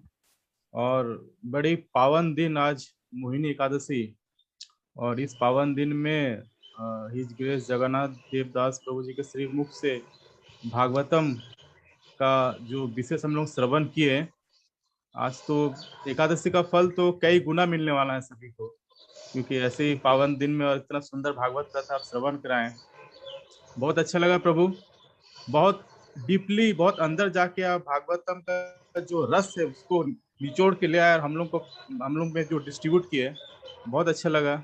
और मैं वही सोच रहा था कि पहला दिन बहुत सारे भक्त आएंगे, लेकिन सब इतने मतलब अच्छे से सुन रहे हैं और धैर्य पूर्वक, किसी में कोई उत्सुकता या फिर इधर उधर जाने के लिए, सब देख रहे, सब पार्टिसिपेंट में नजर रखो, सब एज इट इज बने हुए थे शुरू से लेकर अंत तक, और बहुत अच्छे से सब श्रवण किए। तो बहुत अच्छा लगा प्रभु। अगर शुरुआत ऐसा है, आगाज ऐसा है, तो अंजाम हमको लगता है बहुत दूर तक जाएगा। और भगवत कथा का जो सीरीज हम लोग शुरू किए हैं, ये बहुत इसका विस्तार अच्छा होगा। और हम उम्मीद करेंगे हमारे आशीष त्रिपाठी प्रभु हमारे साथ और भी भक्तजन हैं, कि कोई भी हो, जेनो तेनो प्रकार न कोई भी भक्त लोग को, कोई भी देश काल पात्र बिना जांचे परखे कोई भी इसमें आना चाहे तो स्वागत है, जुड़े। क्योंकि हम लोगों को खुद नहीं पता कि जो भक्ति लता बीज वो कब अंकुरित हो। अगर कोई भगवत कथा का एक शब्द भी अगर सुनता है तो हो सकता है 10 साल बाद वही शब्द जो है उसमें भक्ति लता बीज का जो है वो अंकुरित हो सकता है। तो हरे कृष्णा प्रभु, बहुत अच्छा लगा और आपका जो श्रीमुख से इस आज भगवत कथा सुन के। और हमारे साथ एक आज माता जी जुड़े हैं, महुआ माता जी, शी इज फ्रॉम जमशेदपुर। हरे कृष्णा। हाँ, प्लीज अनम्यूट। और थोड़ा सा कंफ्यूजन थी वो कि क्या हम बोले, लेकिन आप माता जी कुछ बोलिए, आप कैसा आपको लगा भागवतम क्लास। और हरे कृष्णा। और माता जी को ये भी बोल दीजिए कि मैं भी जमशेदपुर का ही हूँ। अब जानते हम लोग बहुत पहले से टाटा मोटर्स में रहते थे, मैं एक काम करते थे, फिर हम इधर आ गए, बट बहुत अच्छे से भक्ति जीवन में है। माता जी का नाम क्या है? महुआ माता जी। माता जी आप हाँ। कंफर्टेबल है वीडियो में बात करने का? हरे कृष्णा प्रभु जी। हाँ ठीक है। ऑडियो ठीक है माता, बोलिए। बहुत अच्छा भगवत कथा सुन के बहुत अच्छा लगा इस लॉकडाउन के पीरियड में। इसके लिए बहुत ही धन्यवाद और आभारी सब। हरे कृष्णा। हरे कृष्ण माता जी। मुझे भी अच्छा इस बात का लगा क्योंकि मैं भी जैसे हम सुमन प्रभु पार्टिसिपेंट को मतलब नजर रखे कि कितना वक्त जुड़ रहे हैं और कितना लोग, तो मुझे भी उसमें नजर है। तो जिसके के पीछे आप लोगों का बहुत बड़ा कंट्रीब्यूशन है ना। क्योंकि सुबह क्लास सुन रहा था मेरे गुरु महाराज का, तो बोल रहे कि भागवत कथा श्रवण करना सच में एक तपस्या है, और जिस तपस्या से वो भगवान को भी जीत लेता है। गुरु महाराज बोले तो उदाहरण स्वरूप दिया कि जैसे जब कुंभकर्ण का मृत्यु हुआ, जब भगवान रामचंद्र ने कुंभकर्ण को मारा, तो निद्रा देवी भगवान रामचंद्र के चरणों में आकर गिर गई और रोने लगी, प्रभु आप तो मुझे बेसहारा कर दिया। मतलब मेरा सबसे अच्छा सहारा था कुंभकर्ण के पास, 6 महीना सोते थे बेचारा, आराम से उसके पास मुझे आश्रय दिया। लेकिन अभी ऐसी स्थिति, वो तो मर गए, तो अभी हम कहाँ जाए। तब भगवान रामचंद्र ने बोले कि कोई बात नहीं, जहां पर भागवत कथा हो वहीं पर चले जाना, मतलब सो जाना। लेकिन फिर भी यहाँ पर जितने सारे भक्तगण, सबका मुखमंडल इतना हास्योज्जल और सभी जागृत अवस्था में हैं और प्रसन्न चित्त है, यही मुझे इंस्पायर किया और इसी के कारण मुझे बोलने के लिए या मुझे अच्छा लग रहा। यही है मूल कारण। इसमें बहुत सारा कारण है, ये भागवत कथा को प्रेजेंटेशन करने के पीछे आप सबका बहुत बहुत हाथ है, लेकिन सबसे जो मूल इम्पोर्टेंट वो है श्रोता। क्योंकि वो जो कहा जाता है ना, जो एक कहावत है कि गुरु मिले लाख लाख, शिष्य ना मिले एक। मतलब इस संसार में गुरु लाखों लाखों मिल जाते हैं, लेकिन शिष्य मिलना कठिन है। लेकिन आप सब मेरे शिष्य नहीं, जस्ट उदाहरण के रूप में श्रोता। लेकिन ऐसा श्रोता मिले जो सच में मैं जैसा बोलता हूँ उसी के अनुसार आप लोग धैर्य पूर्वक श्रवण कर रहे हैं, जिसके कारण मैं भी आप सबका आभारी हूँ। तो अभी मैं धर्मेंद्र प्रभु जी के मुख से थोड़ा कुछ श्रवण करना चाहता हूँ कि मेरे क्लास के पीछे उनका क्या टीका है, टिप्पणी। क्योंकि 2 दिन के अंदर उन्होंने जब गौड़ीय वैष्णव सिद्धांत को अपनाया, ये मेरे जीवन का सबसे बड़ा उनके प्रति क्या बताऊं। 2 दिन पहले प्रभु जी दूसरा तिलक करता था, जब से मुझसे मिले परसों से उन्होंने गौड़ीय वैष्णव तिलक, मतलब गौड़ीय चैतन्य महाप्रभु का मिशन, श्रील प्रभुपाद के चरण कमल को उन्होंने अपनाया। इससे मैं बहुत ही आनंदित हूँ। हरे कृष्णा प्रभु जी। हरे कृष्ण। बहुत ही अच्छा लगा आपके श्रीमुख से सुन के। फैमिली में बैठ के भी लोग सुने हैं तो सबको बहुत ही अच्छा लगा है। और आज एकादशी के इस महापुण्य दिन पे भागवत कथा का श्रवण करना आपके श्रीमुख से, बहुत ही सौभाग्यशाली हैं हम। ये तो आपका तो भागवतम कुछ सुनने के अवसर में। हाँ कहेंगे ही, बड़ा रह गए हैं। जी प्रभु। हम उम्मीद करेंगे कि आपकी तरफ से कुछ एक सवाल आए, क्योंकि ऐसा नहीं कि मैं जो कुछ बोला परफेक्ट है, कुछ तो त्रुटियां मुझ में भी है। जब व्यासदेव जैसे भगवान का अवतार त्रुटि कर सकता है, यद्यपि उनकी लीला है, हम सब तो बद्ध जीव है, हम सब नहीं, आई एम कंडीशन सोल, तो मुझ में भी त्रुटियां अभी कुछ रही होंगी जिसके कारण। प्रभु अभी हम उस योग्य नहीं है कि हम अपनी त्रुटियां निकाल सके। हाँ, जिसमें जो चीज नहीं कभी समझ में आएगी जरूर पूछेंगे। अच्छा, थैंक यू सो मच प्रभु, बहुत बहुत धन्यवाद। धन्यवाद। तो भक्तगण, सभी भक्त से हम यही प्रार्थना करेंगे कि कुछ न कुछ क्वेश्चन, कुछ न कुछ सवाल आप लोग कीजिए, क्योंकि इसमें क्या होगा ना कि हाँ बोलिए शंकर प्रभु जी। हरे कृष्णा प्रभु, धन्यवाद। सुनो, मैं बोल रहा था कि एक्चुअली वेद 5 है क्या 4 है? हाँ, वेद 4 है क्या 5 है? वेद 4 है, लेकिन महाभारत को पंचम वेद कहा जाता है। और एक वेद कहाँ है, क्या होगा? वही तो पंचम वेद, महाभारत को पंचम वेद मतलब 4 वेद, यजुर्वेद, सामवेद, ऋग्वेद और अथर्व वेद, और महाभारत को पंचम वेद कहा जाता है, दैट्स व्हाई पंचम वेद, अदरवाइज वेद 4 है। थैंक्स। Any other? और कल रुक्मणी, सॉरी, राधा रानी से कृष्ण भगवान का पास रहता है, रुक्मणी क्यों नहीं रहते साथ में? राधा रानी देखिए इसलिए नहीं रहते कि रुक्मिणी जो है वो वासुदेव कृष्ण के साथ रहते हैं, वासुदेव कृष्ण, और राधा रानी जो है ना वो गोलोक वृंदावन का श्री कृष्ण है। तो हम लोग जितने सारे पिक्चर, जितने सारे फोटो देखते हैं ना, उसमें ज्यादातर राधा कृष्ण का है, क्योंकि वो कृष्ण का फोटो है। और मतलब भगवान कृष्ण भी तीन रूपों में विराजमान है। मथुरा का कृष्ण अलग है, वासुदेव कृष्ण, मथुरा और द्वारका का कृष्ण वो है वासुदेव, और वृंदावन में जो है वो है साक्षात श्री कृष्ण। तो राधा रानी जो है वो कृष्ण के बाएं अंग है राधा रानी, और दायां अंग है बलराम। तो कृष्ण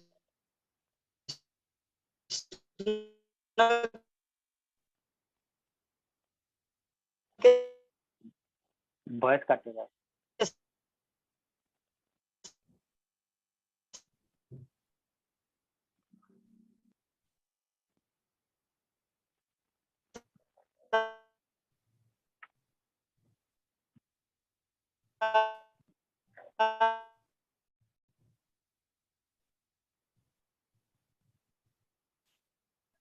ज्यादातर बलराम और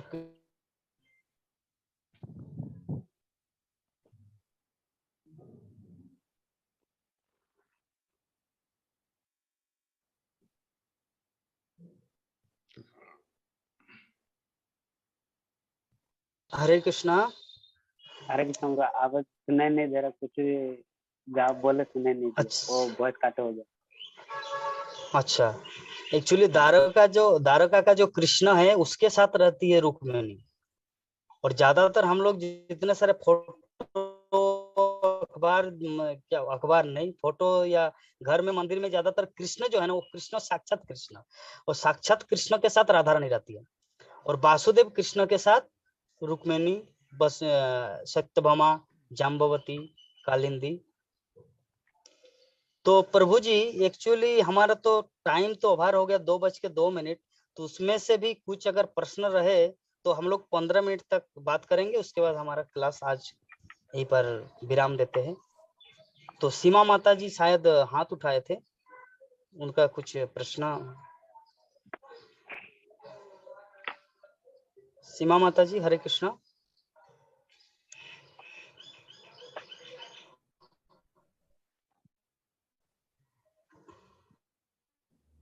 हरे कृष्ण प्रभु। हरे कृष्ण। हाँ, बोल रहे थे माता जी कुछ नहीं कर रही है। अगर किसी का क्वेश्चन नहीं है, यहाँ पे बहुत सारे नए भक्त है और जैसे कि आज एकादशी है तो एकादशी को लेके संक्षिप्त में एकादशी क्यों करना चाहिए, है ना, उस पे थोड़ा सा चर्चा करते हैं, उसमें थोड़ा सा फोकस करते हैं। जो नए भक्त हैं उनको बड़ी सुविधा होता है और अच्छा। वो जान पाते हैं कि एकादशी का क्या महत्व है। हरे कृष्ण। तो हम उम्मीद करेंगे प्रभु जी, ये अगर एकादशी के बारे में आप ही थोड़ा बोलेंगे तो अच्छा होगा ना। जैसे मैं आज के एकादशी का ये क्या है वो थोड़ा बता दूंगा, फिर भी एकादशी क्यों करना चाहिए, करने से पाप लगता है कि नहीं, आप थोड़ा सा बोलिए।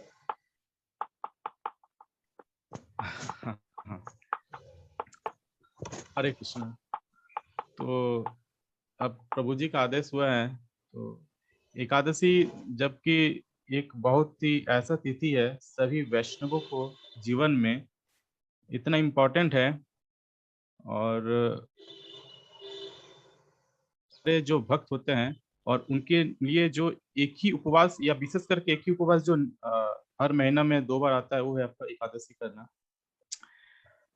तो एकादशी का शुरुआत बहुत पहले, जब एक बार भगवान विष्णु, जब जैसे कि आज आप लोग श्रवण किए, जैसे सृष्टि हुई थी, तो भगवान विष्णु जब सारे चीज को सृष्टि किए और सृष्टि करने के पश्चात जो देखें कि एक सब कुछ अच्छे सृष्टि था, तब तक कुछ मतलब नरक नहीं था और जमराज नहीं थे। लेकिन भगवान विष्णु जी ये देखे कि अगर ये एक भौतिक जगत है, इसमें कुछ अच्छा ही है, तो लेकिन जो कुछ बुरा होगा तो उसको सजा कहाँ मिलेगा, उसको पनिशमेंट कहाँ होगा। तो इस तरह से वो एक पाप पुरुष को सृष्टि किए, हाँ, जिनका वर्णन आता है कि वो ऐसे पाप पुरुष था जिनका हर अंग प्रत्यंग जो था एक एक पाप को सूचित करता था। और वो पाप पुरुष जो होता है, हाँ, इतना सूक्ष्म होता है, हम लोग में किसी भी क्षण किसी भी भाव से वो प्रवेश कर सकता है और हमारा जो मन है, जो मस्तिष्क, उसको विचलित कर सकता है। खैर जो भी हो, तो ऐसे पाप पुरुष प्रभु भगवान नारायण सृष्टि किए थे। और उसी तरह भगवान यमलोक सृष्टि किए, जहाँ पे यमदूत थे, उनके यमराज थे, उनके दूत थे। और इस तरह से जो भी आदमी, जो भी बद्ध जीव कुछ पाप करते थे, उसे पाप होता था तो उसको सजा जो क्या था ना, दूत यमराज, उनको अलग अलग जो नरक है उसमें उसका वर्णन है, उसमें सजा उसको दिया जाता था।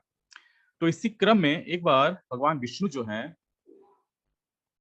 भगवान विष्णु यमलोक गए और यमलोक जाने के बाद जब यमराज जी भगवान विष्णु को देखे तो अपना साष्टांग दंडवत प्रणाम किए और जो अपना स्वर्ण सिंहासन थे यमराज जी के, वो विष्णु जी को प्रदान किए।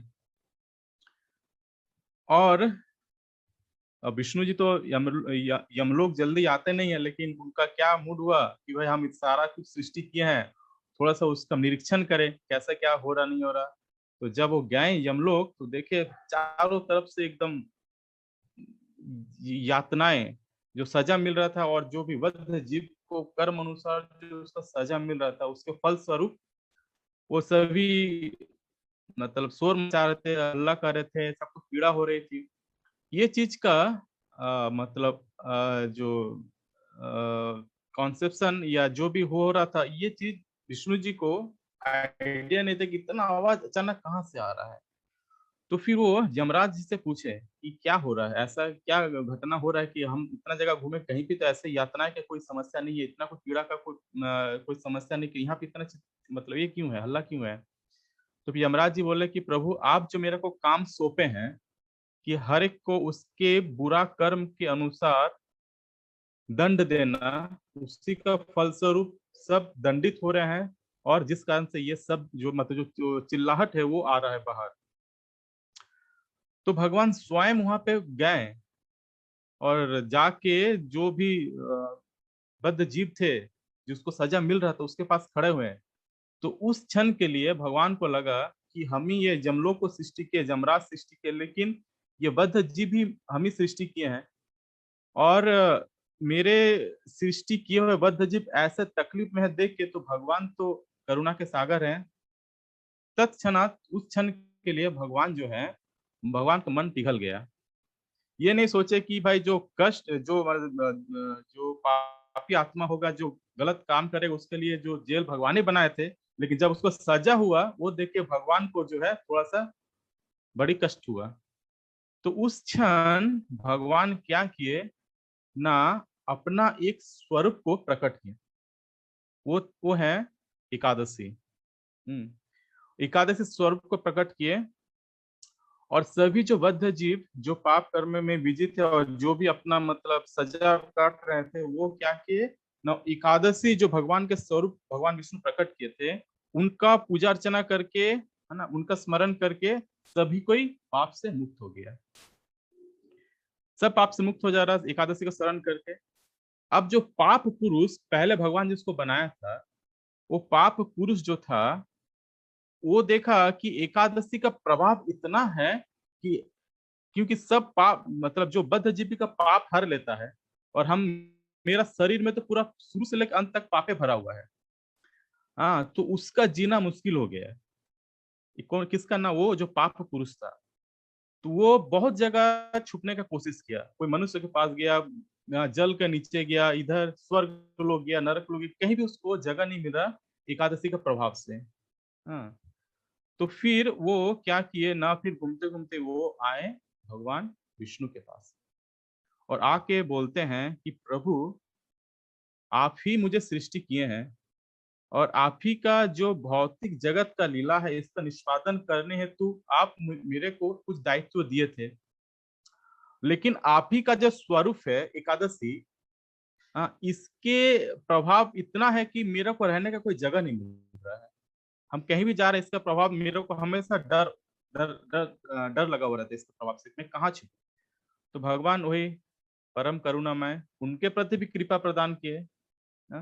और भगवान जो पाप पुरुष था उसको बोले कि ठीक है, तुमको हम एक ही जगह पे जगह देंगे, वो है जो एकादशी होता है, और इस दिन जो अन्न होता है, जो सस्य फूड ग्रेन्स, इसमें हम तुमको बास देते हैं, और इसमें तुम निश्चित हो के रह सकते हो। इसमें बास करने से तुमको जो एकादशी है उससे तुम्हारा कोई दिक्कत नहीं होगा। तो इसीलिए एकादशी के दिन को भगवान, एकादशी का चलते भगवान क्या किए थे ना, जो पाप पुरुष थे उनको वो फूड ग्रेन्स जो होता है, सस्य जो होता है, अन्य शस्य, उसमें उनका वास दिए थे। तो जिस कारण से एकादशी में उस पाप पुरुष का वास है, जो पाप पुरुष का वर्णन आप लोग में पढ़िएगा तो हम लोग का कल्पना से परे है। उसका हर चीज शुरू से लेके सर से लेके पांव तक एक एक पाप कर्म का द्योतक है। और वैसे पाप पुरुष का वास जो है वो एकादशी के दिन किसमें ना, अन्न में होता है, जिस कारण से अन्न हम लोग के लिए वर्जित होता है। एकादशी के दिन अन्न मतलब कई लाख ब्राह्मण हत्या के समान पाप हम लोग को लग सकता है अगर एकादशी के दिन हम लोग अन्न ग्रहण करते हैं। इसी प्रसंग में चैतन्य महाप्रभु वो हमेशा ये चीज को बोलते हैं कि जो गौड़ीय वैष्णव संप्रदाय में है जो भी, वो सभी को एकादशी पालन करना अनिवार्य है। बहुत जन आप लोग देखिएगा कि अगर हम पूरी धाम में जाते हैं तो पूरी में एकादशी के दिन भगवान को भोग लग सकता है, अन्य भोग लग सकता है, लेकिन अगर वो महाप्रसाद अगर अन्य है तो उसको हम उस दिन ग्रहण ना करें। ये महाप्रभु का हम लोग के लिए आदेश है, उसको हम दूसरे दिन ग्रहण कर सकते हैं। तो इसी प्रसंग में एक बार थोड़ा सा समय में ले रहा हूँ, जो हरिदास ठाकुर थे वो तो जगन्नाथ जी का दर्शन करने के लिए मंदिर का अंदर नहीं जाते थे क्योंकि उसका निम्न कुल में जन्म हुआ था।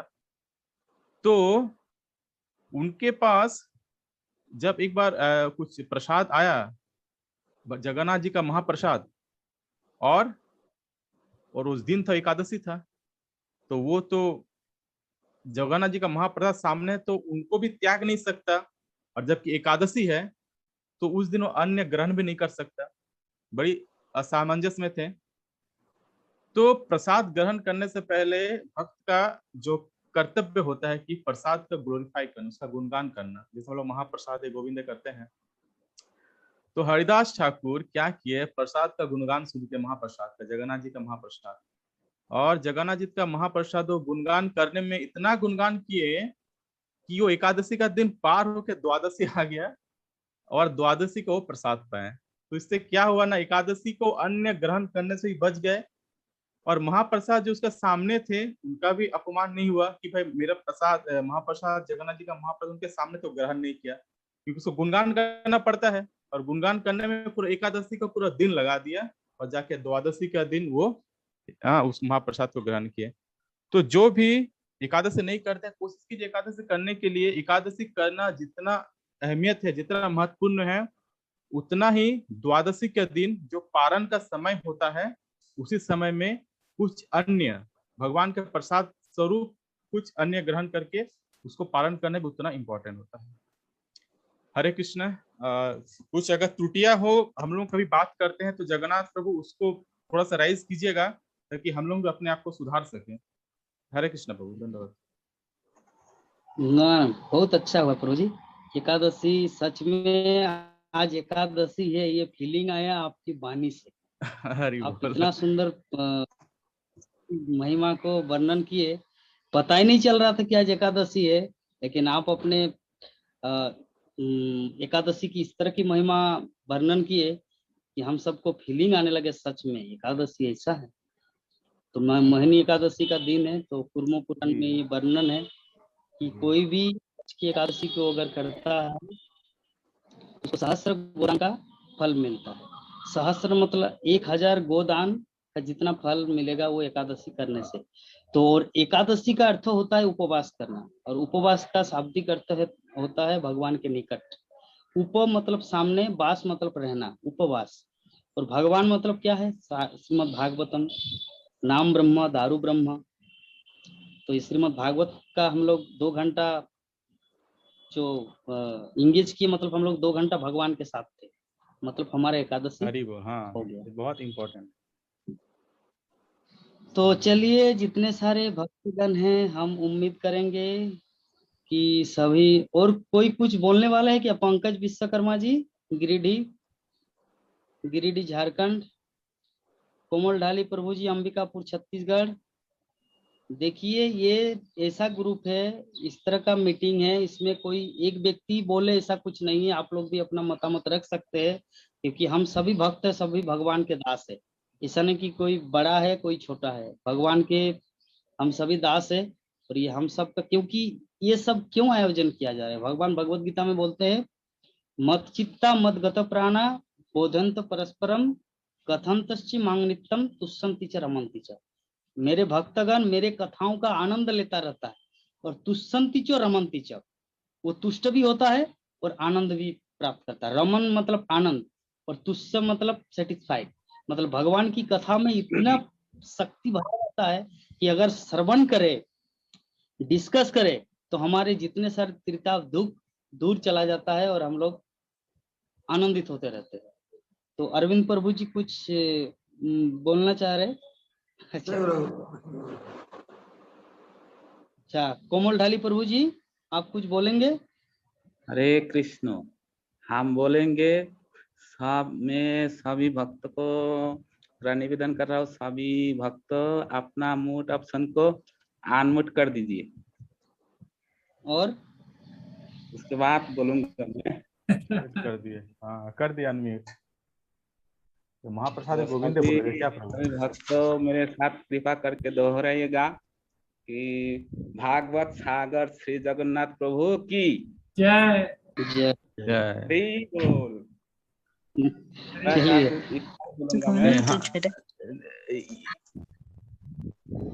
ये कोमल ढाली पर बहुत सही किए हैं, ये चीज सबको अनम्यूट कर लीजिए। और आज जो जगन्नाथ प्रभु हम लोग के बीच भगवत कथा प्रस्तुत किए हैं, ऑसम, बहुत अच्छा लगा प्रभु। बहुत मतलब भगवत रस को इतना सुंदर से हम लोग के, एक ये लगता हम लोग का ये योग्यता नहीं था, फिर भी इतना हम लोग श्रवण किए। हाँ, तो बहुत अच्छा लगा। हम लोग सबको जगन्नाथ प्रभु के लिए 3 बार हाथ ऊपर करके हरि बोल, ठीक है?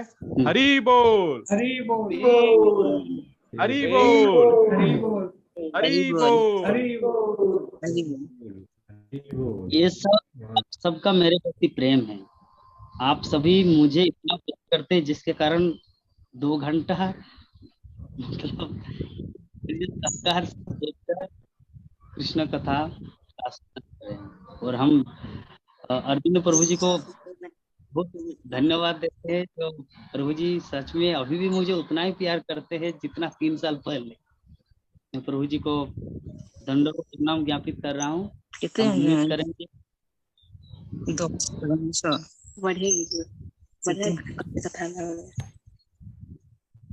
कोई कुछ बोल रहे? अच्छा, तो अभी हम लोग यहाँ पे विराम देते हैं।